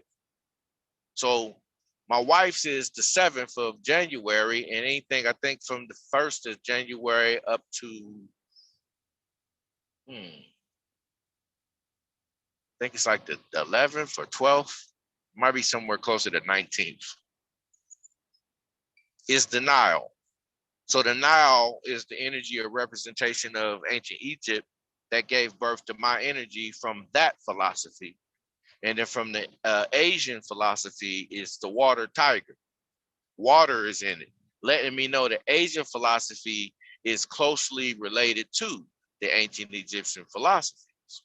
The way they think. Black people think more closer to Asians than they do Latinas and Caucasians. Latinas and Caucasians think closely in association with each other because of how the seasons follow. Spring, summer, fall, winter. Spring, Asians, summer, Black people, fall, Latinas, right? And winter, Caucasians. This is what we would associate with closer. Latinas give a lot of respect in homage to their dead. Caucasians are a walking representation of the dead. Asians are very energetic, right? They represent new birth energy. Their creativity flows. They make beautiful things the same way the sisters do in our culture when we craft, from our own potential. So same thing with the Zodiacs. Same thing. As an elemental force personified in the body, you have to tie that into the Zodiac signs because that all plays a part of the whole you. Don't neglect any portion of what you learn about yourself. Put it all into you. The numbers, the names. You got to look at your name. Your name, your numerology in your name, you have to be able to add up the consonants as all one number. Like in Anthony, there's Anthony. The A is not a consonant, it's a vowel. The N is. So I would leave the N, add that N into the T and the H and the N, and then I would come up with a number from the NTHN. And then I would add up the A and the O and the Y in Anthony. Give me another number. And then I would add up all of them together, the vowels and the consonants together to give me another number. Now I've got 3 numbers that play a part in the configuration of my path on this planet. And each number is a representation of some information, of some knowledge, some degree, some frequency, some direction, some flow. So it's good to know this stuff. Okay. There's compatibilities in the numerology, just like it is in the zodiacs. That's facts. See, there's a Mexican, Aztec, Mayan philosophy on astrology too, that deals with the glyphs. That's connected to us as well. When I say us, I mean us all as humans. Heat is the progenitor of energy. So before you can have a liquid or anything like that down here or in here on this planet, it has to be regenerated through the processes of creating liquid. You need your light and your gas source. Your gas source is a cooler source than your light source. Your gas source still exists in the darkness that we was talking about earlier when somebody said what came first, the soul or the darkness. And I said the darkness. So the darkness will represent a coolness of energy. The suns will represent a warmness of energy that vibrates and causes friction just by it mingling and mixing within itself like a soup, like a cosmic soup. So without that stirring of energies, you don't have anything moving. Your zodiac wouldn't even matter.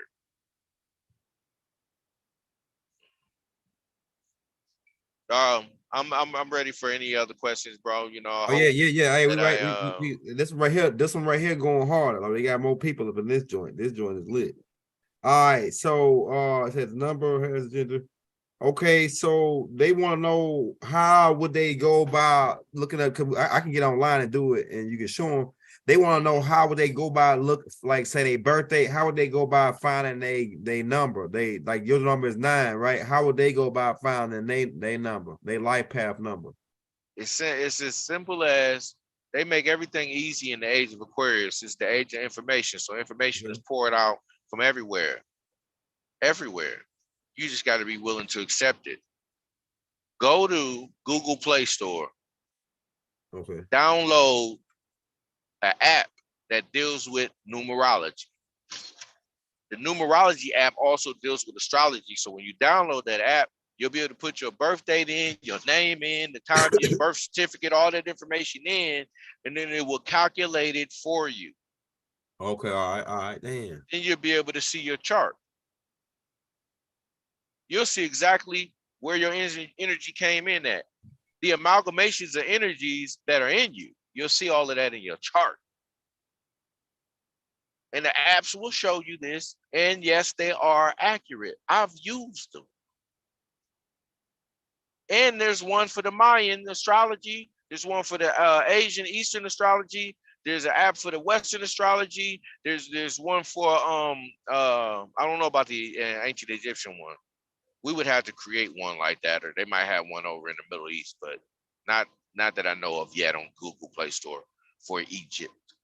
But you can get on Google and just Google ancient Egyptian astrology or astronomy or zodiac signs, or and they'll just take you to or guide you through a plethora of different things that's going to teach you about it. So I hope that that helps everybody. Yeah. Hey, when I asked the question, somebody put the question in the chat. What we just answered. We said, okay, all right. It says, where is my cancer? Okay, all right. Yeah, we just talked about the cancers. It says, could you speak more on the Aries?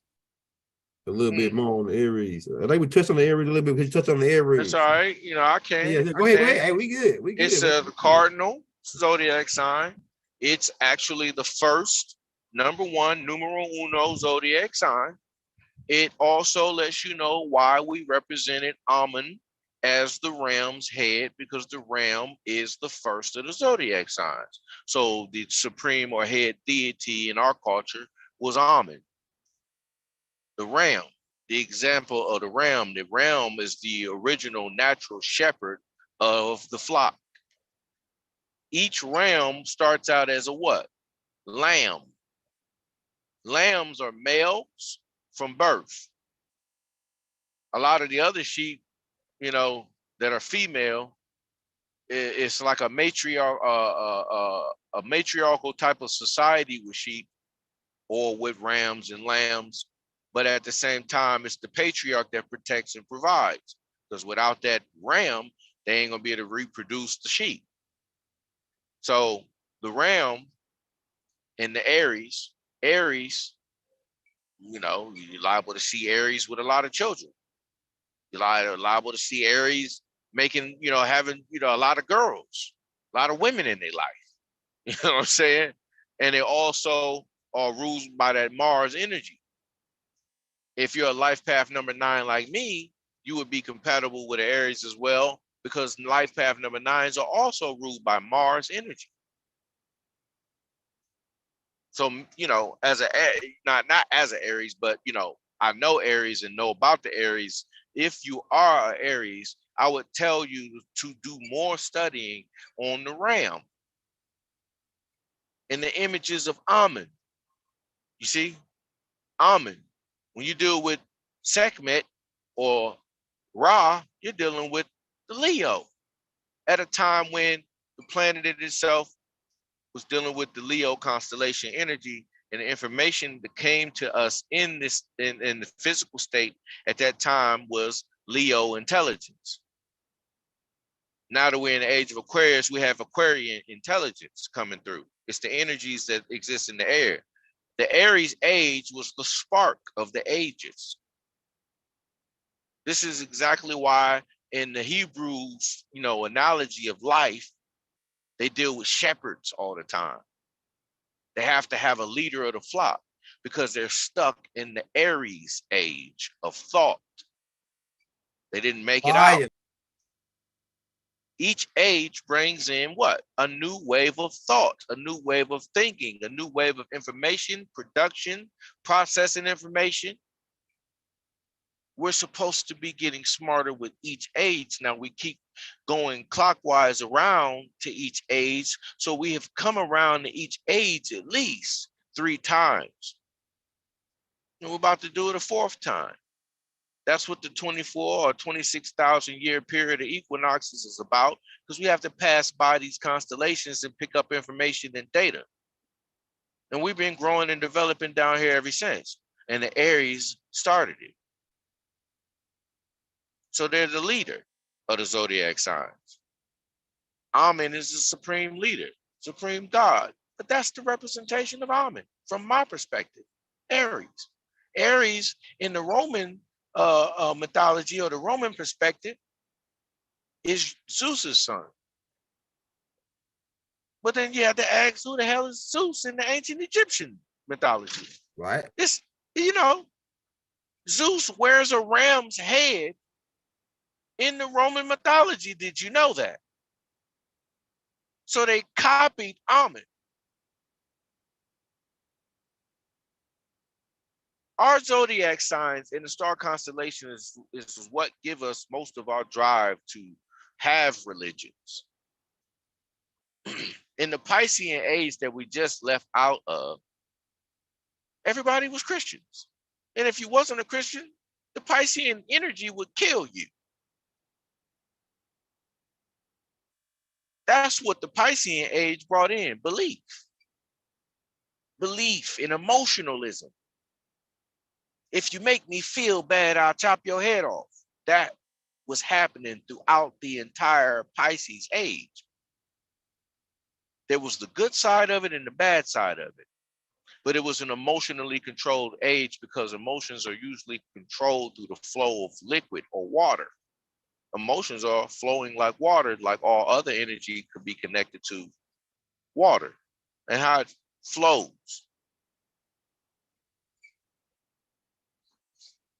But look at the image of the Aries and study the image of the zoo type. Aries is a fire sign, fire starter, spark.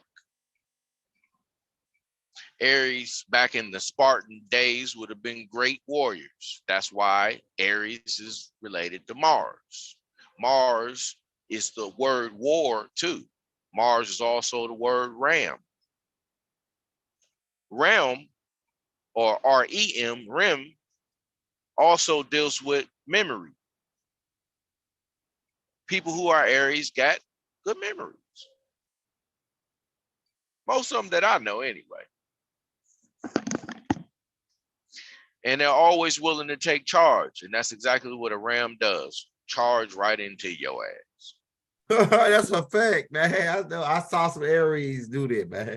Oh yeah, they'll run right into you. Get the fight, start, get it popping. Let's get it popping while we wait. You can't sit there talking trash, Aries too long. They'll strike off and hit you with something the same way a Scorpio will. Scorpio will just haul off and bust you in your mouth. I'm telling you, that's my brother.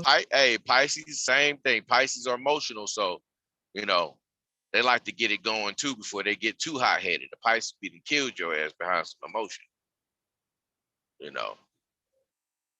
I myself happen to know how certain fire signs, most of us, when our adrenaline get going, we get numb. But I know some fire signs, not fire signs, some zodiac signs, bro. And when their adrenaline get going, you see the real energy that they made of, and they ain't feeling no pain in that moment. And it's hard to take their asses down. You can't take them down until you wear their energy down. And while they hyped up on that gas, as we say, gassed up, you done gassed him up. Now you can't calm him down. But yeah, man, that's I heard you say something about. I heard you going in on the age, man. That was fire. Like when you was talking about that when they was in the age of Aries and the age of Taurus. I was gonna finish because Yeah, go ahead. That's fire. Right. Think about this. The age of Aries brought in the age of the Hebrew Israelites. Without Aries, there would be no Hebrew Israelites. Go in. Trust me. Now Moses, look at Moses. You see, what did he blow on to gather the people? A ram's horn. Right. It represented the age of the ram. Now, what's the zodiac sign that follows Aries? The one that follows Aries was right after it. Taurus. Taurus was the age of the bull. So when Moses came up with the 10 Commandments in the Bible, we were going from the era of the ram into the era of the bull, which is the calf or the cow. That's what it is. Or we were leaving out of the age of the bull and going into the age of the ram. It was either or, which is why they had to destroy the golden calf when he came down with the new law, which was the new information of the age. And he gave it to the people.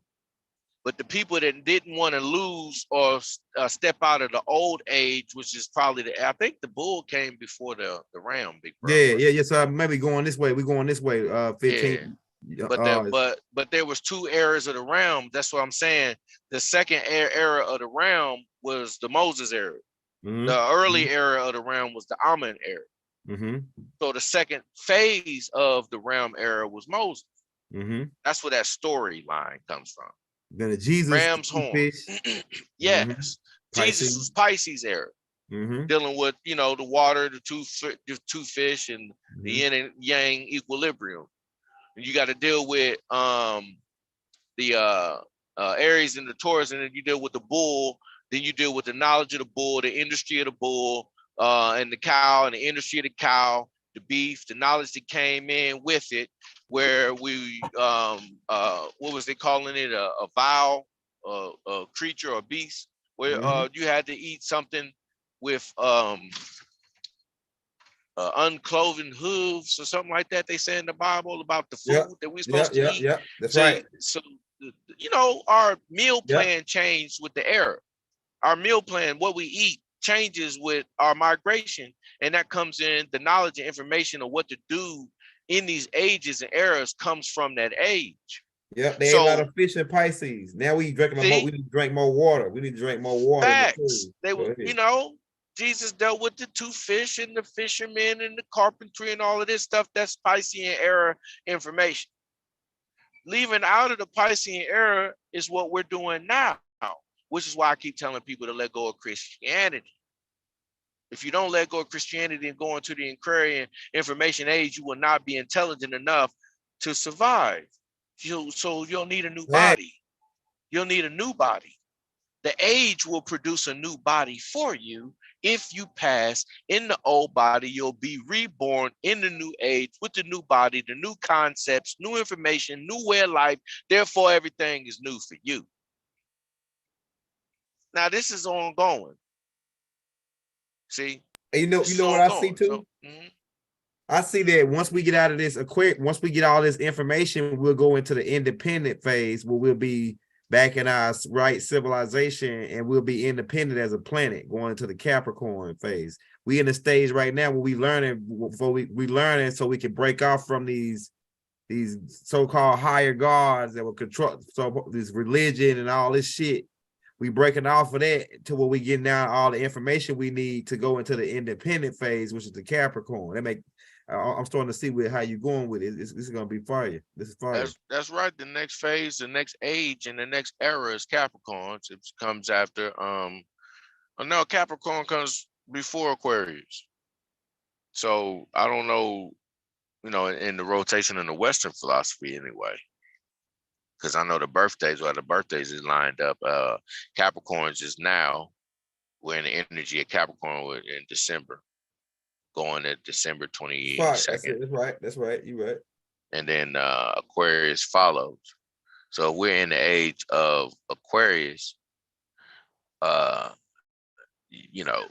don't know how it will work in rotation dealing with that philosophy, because that becomes confusing when you know the rotation, and then you deal with the eras that actually we live in. And we go through the holy books and deal with those different eras. I just got done breaking down how did one of those eras follow the other era the way it did. How does that work? Do they skip? Do you is it because it's 12? If it's 12, there's 4 quarters. Hey, there's 4 quarters, 4 periods. Go ahead. Yeah, it seemed like to me you was going right, because how you broke it down, like with how they went in from the bull, he destroyed the bull, going to the ram.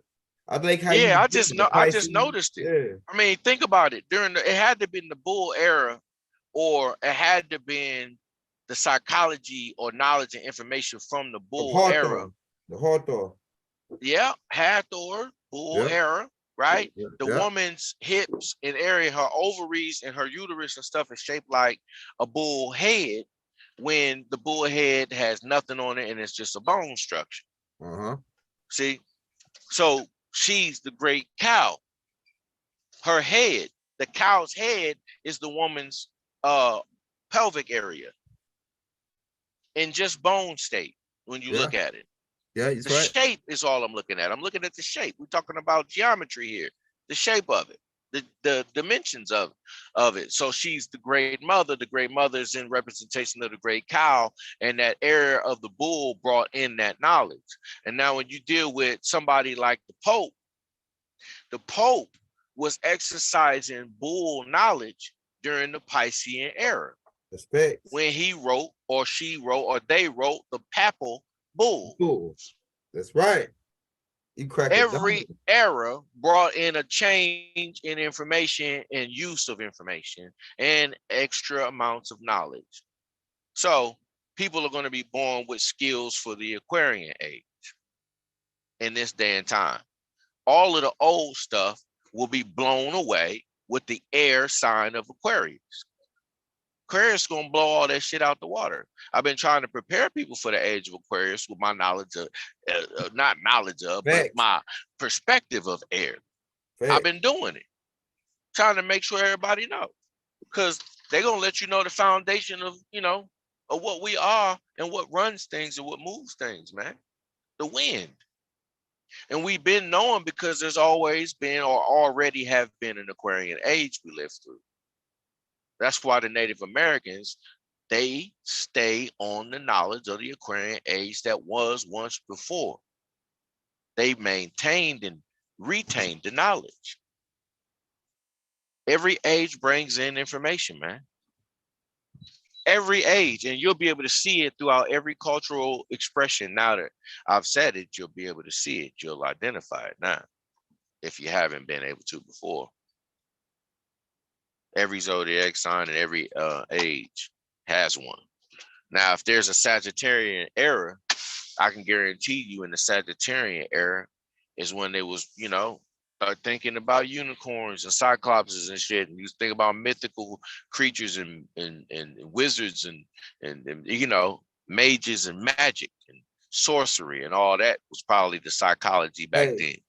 You know something too? I think we're gonna get into based on me looking at it, I think we're gonna be independent right here in the Capricorn, then we get into Sag. That's when we're gonna be more into the more creativity, like more galactical creativity and energy and weapons and whatever, you know what I'm saying? Right. Defense systems, you know what I'm saying? Right. Can you do me a favor, right? While we talking about the word Capricorn, what would be the Eastern zodiac sign for the Capricorn? Is it what is it? The rooster? Or is it the rat? I'm gonna see right now. I'm gonna see for the zodiac. Because see, we got to consider that Western and Eastern philosophy, which is a positive and negative philosophies, and put them together. Okay, then we'll be able to see a whole picture. Right. It is the tail of a fish. What is the Eastern zodiac sign?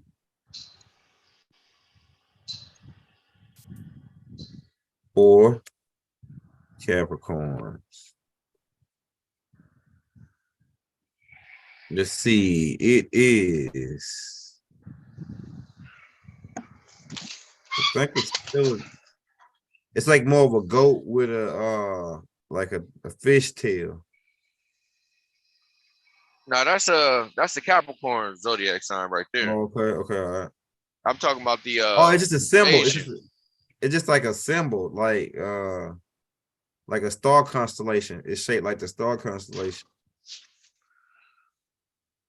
No, not that. The zoo type. Ask I'm sorry, we both cut you off. Just ask Google to tell you the Asian zodiac sign for Capricorn. Okay. Okay, let me go. Let me type Asian. That's what I'm missing. Asian. All right. It says it's Earth. And I know it varies by the year, people born in different years. The See, they Asian do their zodiac calculations sign. different. It's still giving me the same goat, but it's giving me that symbol though. Hold on, I got you. Hold on real quick. Okay. All right. It says, what is the Asian symbol for Capricorn? So I got. Yeah. It's got like some Chinese writing on there.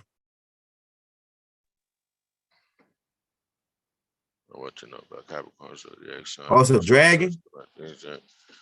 There it is. What is the Capricorn Chinese? Just says Chinese. Oh, for Chinese. Sign. Okay, my bad. I got Asian. Okay. It's like an ox, Chinese zodiac sign of ox or buffalo. That's what it says. The Western zodiac sign of Capricorn is the closest to the Chinese zodiac sign of the ox. The ox. Buffalo. Yeah, the ox and buffalo right there. Right. Which is a workhorse type of energy, right? It's a workflow type of energy. And Capricorns, when they get into a workflow, you can't stop them. you can't stop them. So the next age or next era, I think, is going to be one era of not just information, but the workflow of information. More people in the new era are going to be active. They're not just going to be, it's going to be a lot less talkers then. It's going to be more people doing things versus talking. That's right. That's right. That's what my analogy is of that. So the buffalo, check. Pretty much this Earth zoo type, the Earth zoo type. So you think it's gonna be similar? Because the Capricorn phase is gonna be different from the Taurus and the Aries phase. That was more like a worship, serve. Really, all these we were worshiping and serving, and all these goddamn the Pisces, Aries, and Taurus. Seem like these each gods. One. Yeah. Yeah. Every era, you serve the new information or the new era. And then there was a person that brought in the information, and the person that brought in information became the God of that time. That's right. The most high God of that era. Yeah. They claim God shit. They won't let you not call him God. Back then at that time, the tyranny behind it, they would have killed you. Then. Yeah. If I'm smarter than you back then and everybody needs my guidance and my intelligence, it was a lot of people using that as arrogant, taking advantage of the power. That's what they was doing. Trying to figure it out and then trying to keep the power all to themselves by saying that power belongs only to my bloodline and my heirs. And then they went wrong with incest and birth defects and deformities. The heirs ended up dying out because they couldn't have babies with their sisters and shit, all this stupid stuff because of ego over time. And this is consistent throughout every species. This incest thing we talking about, it's not just, we like to say, Caucasians do it the most. I'm like, no, man, niggas is doing it, Asians is doing it, and Caucasians was doing it. Yeah. They have to be able to understand procreation and the right to procreate. How do you keep your bloodline balanced? You can't keep mixing in with the same source. See? It has to be able to change and grow and expand. And in order for it to grow and expand, your DNA needs to latch on to other DNA to gain information. Yeah. Are there any questions? We got do we got any questions? Because you about to get ready to get set it down, ain't it, 15th? I got a little moment, I ain't rushing.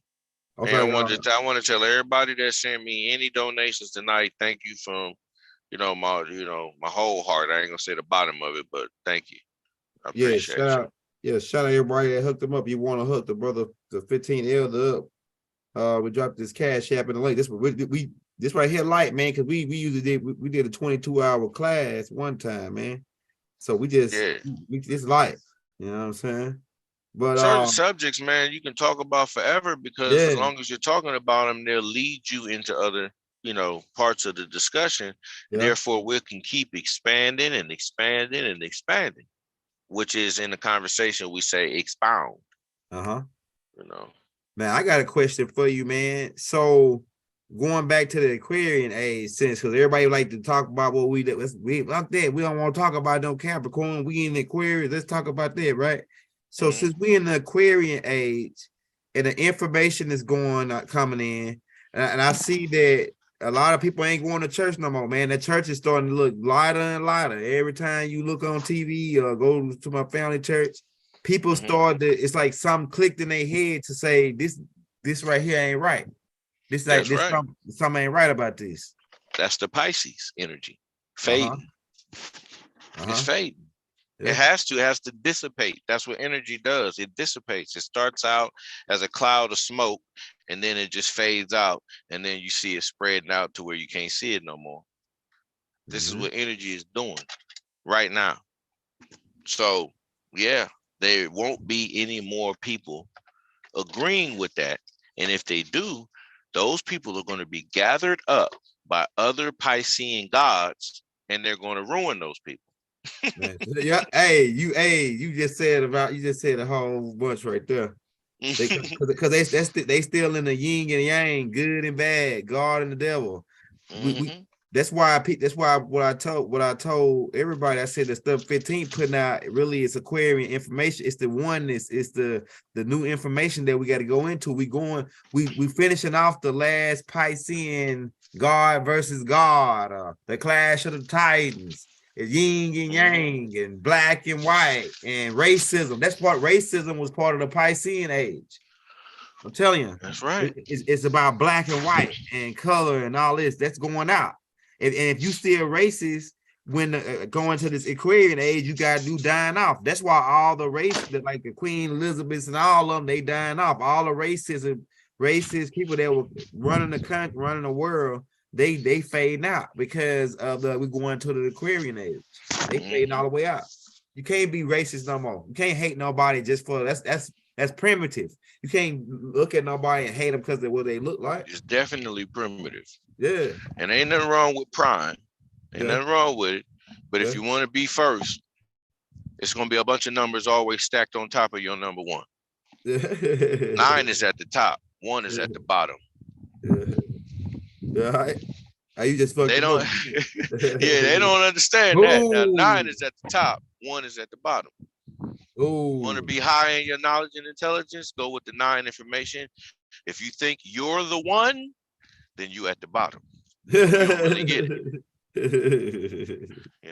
Hey man, that's fire. That's fire. He says, can you talk about the Scorpios, man? Oh yeah. Scorpios. Yeah.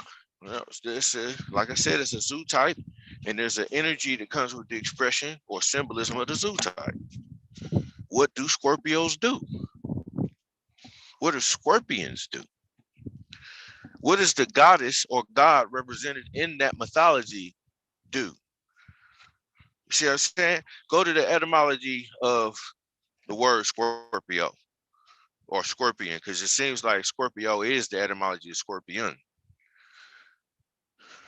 Can you type it in for us? Or look for it for us, please, if you don't mind, so we can try to study it. I got you right now. I'm putting it up right now. All right.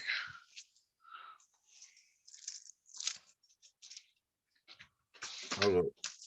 I got you. So when we see stuff like this, then we can analyze it and find out exactly what Scorpios, where we should start at. You know what I mean? Scorpios. Instead it says it comes from the Latin word scorpo. Scorpo. Gotcha. Yeah, meaning scorpion. Scorpio is also associated with the myth of Orion, who was said to have been killed by a scorpion. The constellation Scorpio is Orion are opposite one another, and Orion is said to flee as a scorpion rising in the sky. So it says Orion. Okay. Say it say it also again for me. it says the constellation Scorpio is Orion and are opposites. The constellation Scorpio and Orion is opposite of each other. And Orion is said to flee as Scorpio rises in the sky. Orion said it's fleet of Scorpio rising sky. So there's got to be some type of Roman mythology or Yeah. Greek mythology based around where we get the name It says mean poison. Scorpio from. It means Okay, poison is the type of poison then. Yeah. Okay. Now, Yeah. okay, so imagine use your brain with this. Scorpio's dealing with poison. What would the age of Scorpio bring? Man, That's just the bad side. Now look at the positive side too. That's the negative side. You gotta look at the positive side of a Scorpion as well, because what I'm trying to say is, what did we learn during that age? We have a queen or a goddess in ancient Egypt named Serket. Yeah. Serket work the breath. Anything restricting the breathing, she can help cure. And a bite from a snake a bite from a scorpion will restrict the breathing passages. And she knew how to counter that, or the physicians back then knew how to counter that to open back up the breathing passages once a child had been bitten by the scorpion. That's our philosophy. Now, when you look at what we were able to do, the good thing of the Scorpion era was bringing in knowledge of these toxins, venoms, and poisons. And we knew how to counter venom during this time period. Yeah. We were learning the information on counteracting poisons. We also learned the information on poisons. So we could poison you and counteract the poison with that knowledge. Scorpions are a symbol of defense as well. You know, some type of military prowess from being able to hide like they do, but they also represent the duality. You know, you got the pinchers left and right, and then you got the stinger. So that's 3 points. Scorpion energy is probably triangular energy. Triangular, you know, dealing with the shape of the animal type itself. Let me see. And there's many different colors of them and different sizes of them and different breeds and species of scorpions too. I spoke earlier about how snappy they are, how generous they are too, and they're overprotective as well. They can be very manipulative or cunning, not in a bad way, but to get what they need to survive as a force. This is how I would say their energy to me has been shown to me. And they're also very talented people, very creative people. Every zodiac sign to me has its own form of talent and creativity, because it's the energy that comes with that type of zodiac energy that the planet needs. Every energy has an information that comes with it. All of us have information that come with us. That information shows up in everybody's talents. So you're born with a talent. Your talent is the information that you're supposed to bring to the planet. See, you pick up abilities later on down the line. You can gain them because your abilities have a base to them. Something that allows you to be able is where your ability starts. And then you can learn information, pick up skills. As you pick up skills, they'll get looked at as abilities, your skills. Scorpions have an outer shell, kind of like a lobster. Look at the lobster and look at the scorpion. Are they not related? Yeah, they related. So, I mean, just by form, when you look at the form of it. The crab too, and the crawfish. Yeah. That's how I look. I look at the crawfish, the one that's in the water and that people eat a lot of in certain states. That's a food source. That's like a small lobster to me. But then a lobster is also kind of like a shrimp. So when you look at shrimps, lobsters, you look at scorpions. Now, take in consideration that there's a water existence, a dry land existence, right? Mhm. There's also some type of warm climate existence, so you can guarantee that you'll find something that looks like a scorpion in the Amazon rainforest, but it'd be called something different. Yeah. Part of the gene pool of scorpion energy. What if during the Scorpion constellation, that's when scorpions were born? That's right. That makes sense. That can make sense. What if during the, Sagittarius constellation, this is when we gave birth to the horse or the mare, Mm-hmm. or the type of it is? What breed could it be mixed with out of other animals? Because the camel, one hump camel was rare. Two hump camels were more common, and then a camel without a hump, period, and a short neck ends up being a daggone horse. How did they get the chemical biology That's together right. to mix the breeds to actually get the horse to where we can ride a horse across land and not a camel? Camels were designed by nature because they can walk and cover the whole distance, and they store the water in their back. Yeah. You got to keep leading the horse to some water.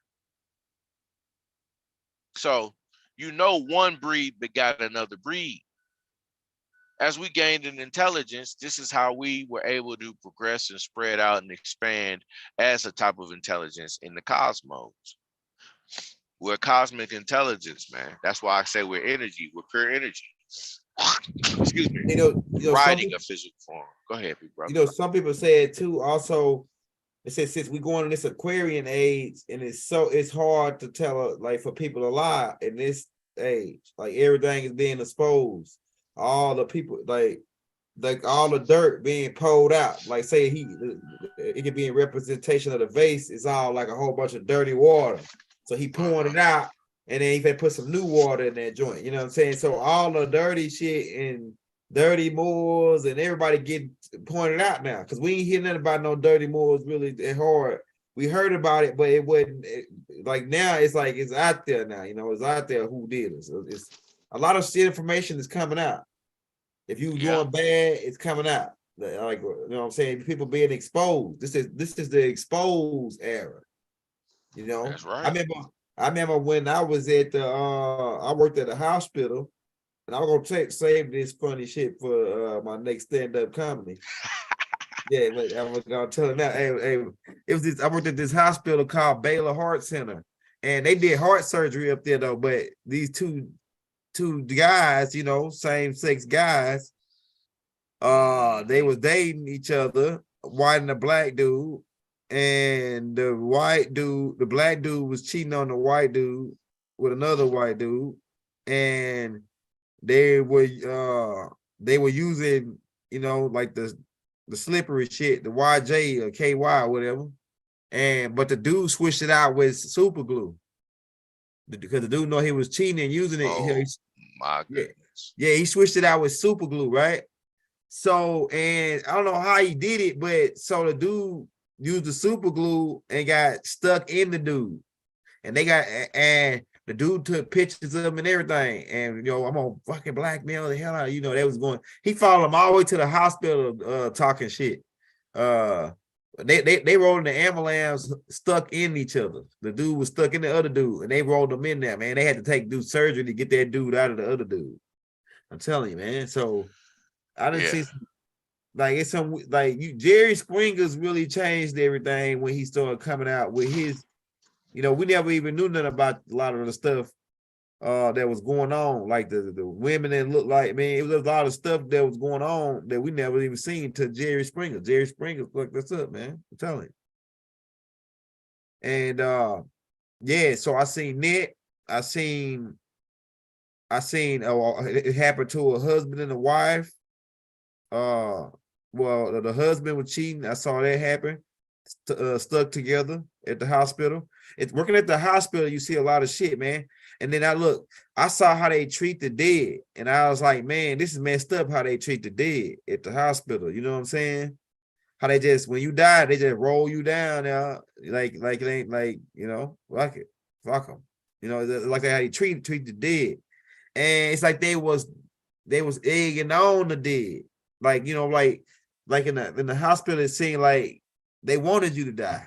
They get paid when you die. It seemed like in some hospitals, it's dangerous, man. It's dangerous,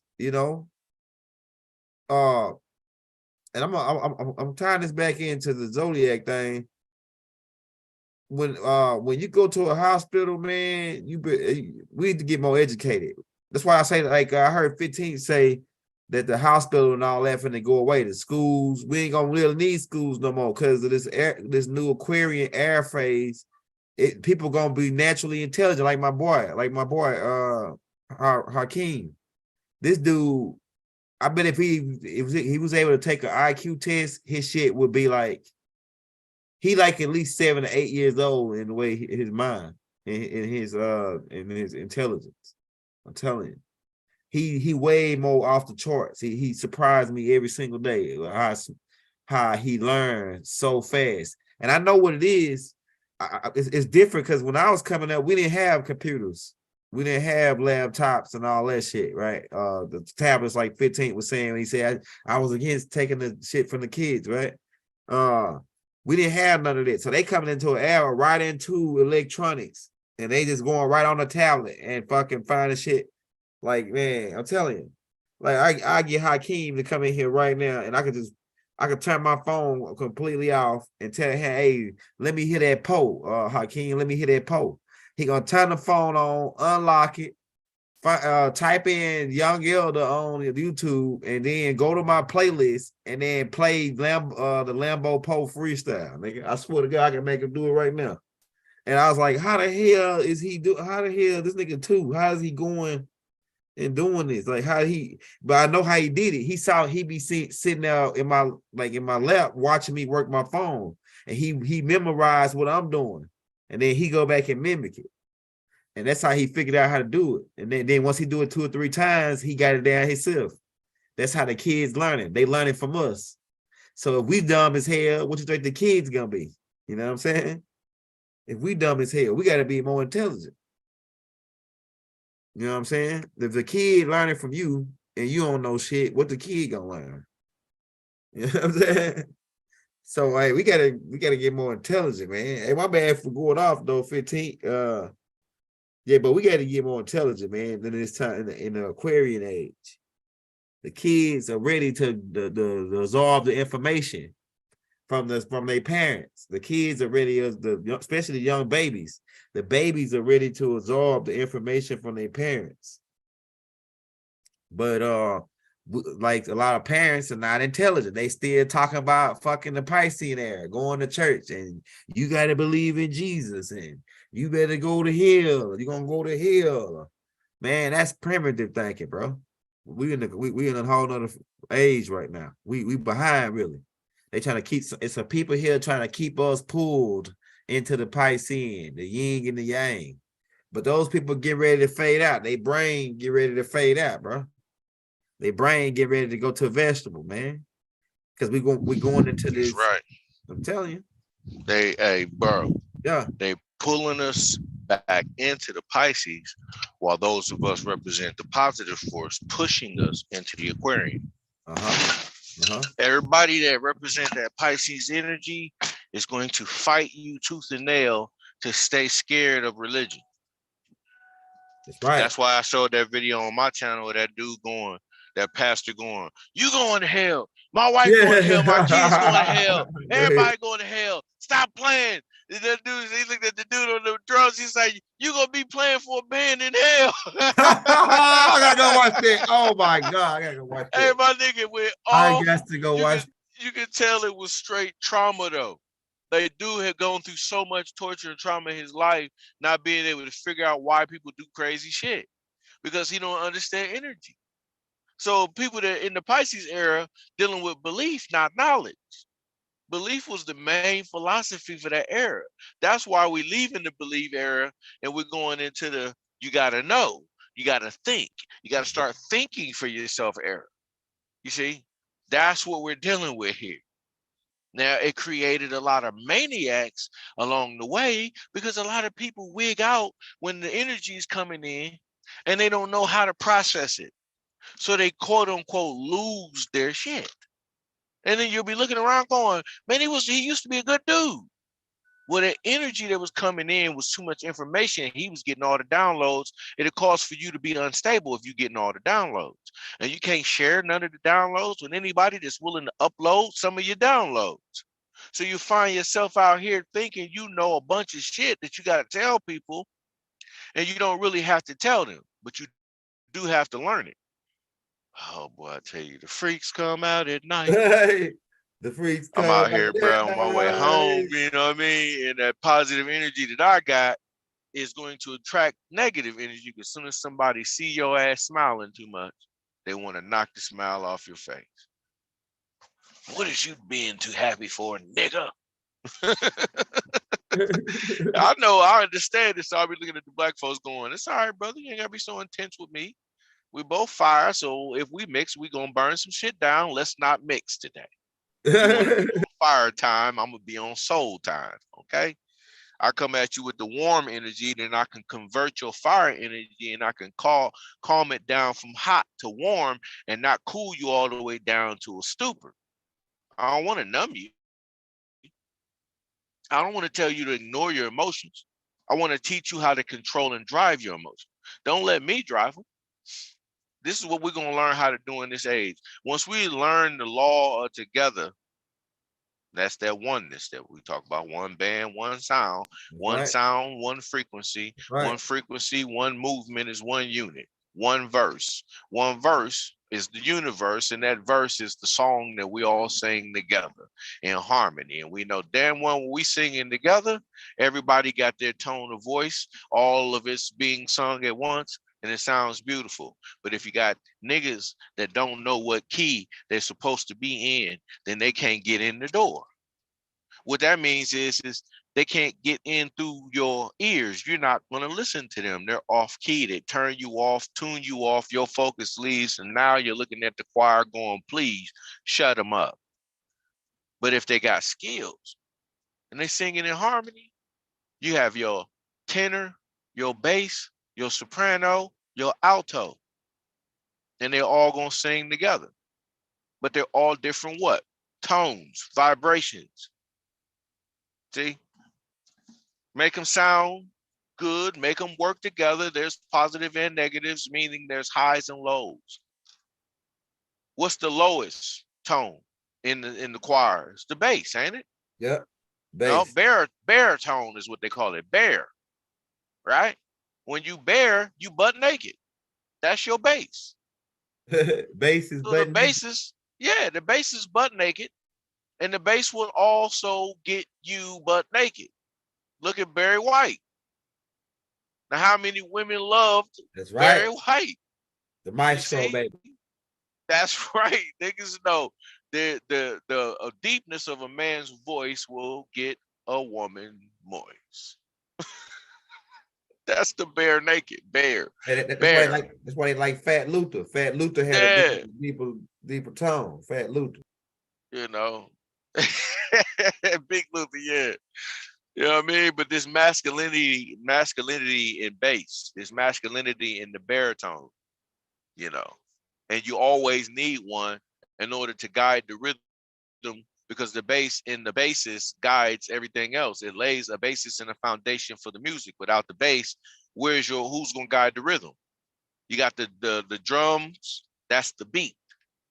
Once the volume from the voices start, listen to the bass. What is music without the bass? And how do black people dance to music without bass? Just and how look do you at build it. a house or anything without a bass? Thank you. Right? So you need the bass, right? And then the alto, altitude, right? Height. You're getting higher with alto, and then soprano is the supreme or the highest of them, right? And that's when I think you get into that, you know, a lot of women are sopranos. And then what's the, okay, alto, they're tenor. The tenor is part of the vibration as well. Now, in the scale, they got do, re, mi, fa, lo, sa, ti, do. Is that it? Or do, re, mi, fa, lo, sa, It's ti? do, re, mi, fa, sol, la, ti, do. Okay, you start with do and end with do.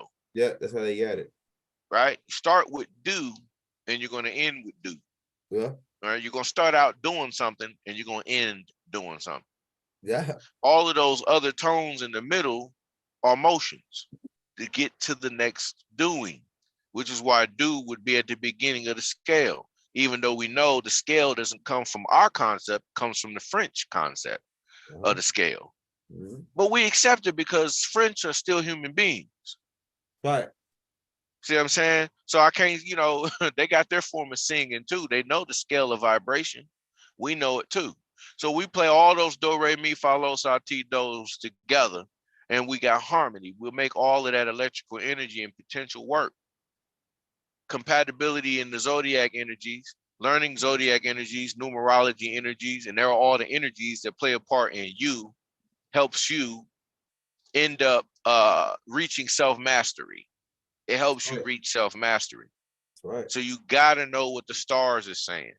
If you don't know what the stars say about you, stars meaning the celestial bodies, the planets, the moons, the suns, all of those out there, and how they guide us from out there, we're not paying attention. But if we pay attention, we won't have to question nothing. In this age, all the answers are laid out for you. This is the age of information, which is why me, Rod Hayes, anybody else you don't got to get on here with that asks the brother to look up something on the internet, you're going to find the information. It's out there. How do you think it's getting put on the computers?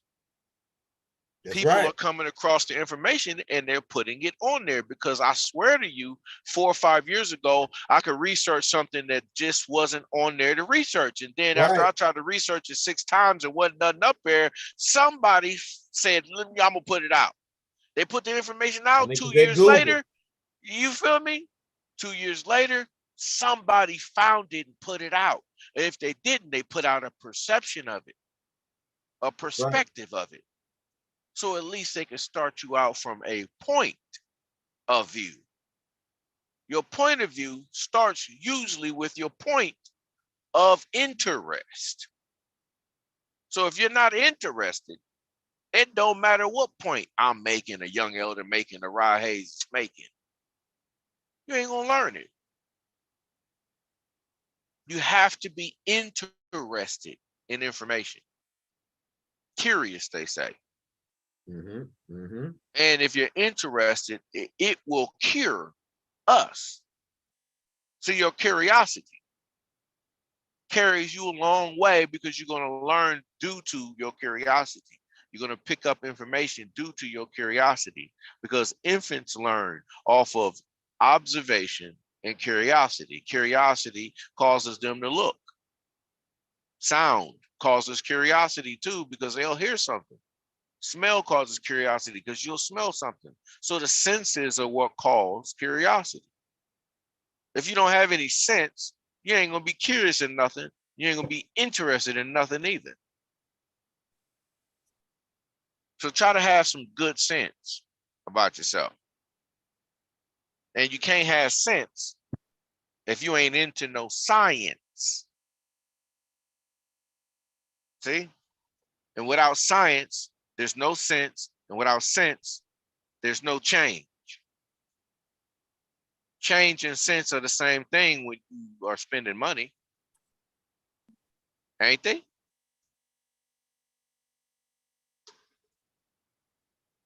What they call a dime. I mean, other than dime. A nickel?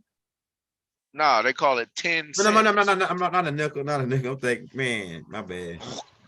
No, I know you tired, big bro. We've been up all night. Oh no, it's good. Yeah, I'm good. I walked off from the computer to go in there and stuff. I started. Oh, that's so you was running back and I was asking you a question. Yeah. I thought I smelled something burning up in there, because I was like, man, what the something smell like it's burning. Caught you off guard. make sure my son ain't turn on the oven or something, right? Because he be messing with it, you know. Right. I was Yeah, saying that sense, if it don't make sense, it can't make change. that's And right. change in Right. sense is the same thing when you deal with the currency and flow of money. So why would change in sense be different when me and you are talking common sense? It ought to make us change. That's right. Hey, you cracking nose and twisting. Yeah. You know what I'm saying? Everybody rolling. Uh, We lit. Hey, we got like 300 some people on this joint, man. Say 200 or something, but it's about like it's more than it. Man, Hey, well, good that light. evening to all of them, and much love to all of them. Are there any questions about the topic? Oh yeah, you got any questions? Drop them in the chat. Yeah, so hey, this what I say, man. So would that be this is my question. So would war be part of the Piscean age? Or is that War they is part of every age. okay, okay. I'm sorry. I'm sorry. If you Go, weren't go, go, finished, go, go go, go ahead. ahead, go ahead, go ahead, go ahead. Take off. All right. All right. How does something start off? Does it start off all the way fully cooked, or does it start out raw? Raw, And raw backwards is war. so when things are getting ready to start over, war will ensue. So with that being said, now so now you gotta be on because and by the way, you know, your boy just came out and said, hey, you know, we got another. I only can say so much on it, but you know, Bill Gates just came out and made a statement that like he did the last time. That's how we're gonna say on it. I got it on the Patreon. What was gonna be on the Patreon, right? So I can't, you know, but they talking about. So you think it's gonna be a war? You think it's gonna be a war as the parasites be? They're gonna fight. They definitely gonna fight to stay alive. Sure, they gotta fight to stay alive. I mean, it's only but right for them to fight. So you think it's gonna be like a physical? Yeah, it's only yeah for the right for their rights as we separate from them. Or they gonna have to find another host. They gotta find another host to stay alive. Well, look, remember what I said earlier? Yeah, How did Agent Smith and Neo end? They had to merge. yeah, They yeah. had to merge. That's right. Everybody that's against fusion, right, is Yeah, going to die off, that's meaning right. dissipate and have to get the new body that deals with the fusion. That's That's why you right. have so many mixed kids and mixed energy right now with people wanting to mix. It's something new we're going to be creating right now at this point in the era or in existence if we all start mixing now with all of the mixes that have already refined themselves over the 1,000-year or 6,000-year equinox that we just went through. Uh-huh. Uh-huh. So we have to mix. Nobody wants to hear this shit because our sisters going black power, men going black power. Bro, the best and greatest example of you expressing your power is to absorb. So That's as a suction or absorption type of energy on the planet, we absorb energy. You see, the only way to stop them is to absorb them. yeah, yeah. And That's you right. got to have a holistic thinking power in order to know this. Otherwise, you'll never see what nature is intended. Nature intended for us to absorb them. That's why in your Holy Bible, it says that you have to go back to the bosom of the Most High. The Right. bosom is the chest is the breast, what's inside the chest is the soul. So Right. Caucasians are trying to get back into the warmer part of the soul because they're in the negative part of the soul. Everything has to be absorbed and collected as one whole again, and then it's going to be dispersed again. So it's not going to stay collected together. It'll only be like that for a momentary or a moment in time. Some might say 1,000 years. We might have it together for 1,000 years, and then it's going to disperse again. The energy can only hold and contain itself together that long. You see? But while it's doing it, guess what we're going to be doing? Creating new energy waves, new mixes, new ideas. You know what happened when you get a white person and a black person in the same room and y'all both are creating ideas and thinking about something? You have to have one negative and one positive in order for this to work and come together. If you don't, and you got two positive, whether the white person is positive and the black person is positive, it's not going to work because they're both going to be trying to push each other to change. You need somebody that's going to be willing to absorb the information because they accept the situation as is. That's right. You're the one that wants to grow. They don't care, but they'll help you. They'll be right there. And while they help you, your energy rubs off on them and they grow with you. It's inevitable. It's inevitable. Energy. That's what he said. That's what he said. It's inevitable. Yeah. The movie. Yeah. They can't fight this. This is inevitable. Yeah, it's inevitable. We will absorb you one way or the other. Yep. Yep. And Neo figured it out. When he figured it out, he let go. He said, I'm just as powerful, or you're just as powerful as I am. As long as we fight each other, we'll just continuously fight for eternity. The only way to end the fight is to absorb.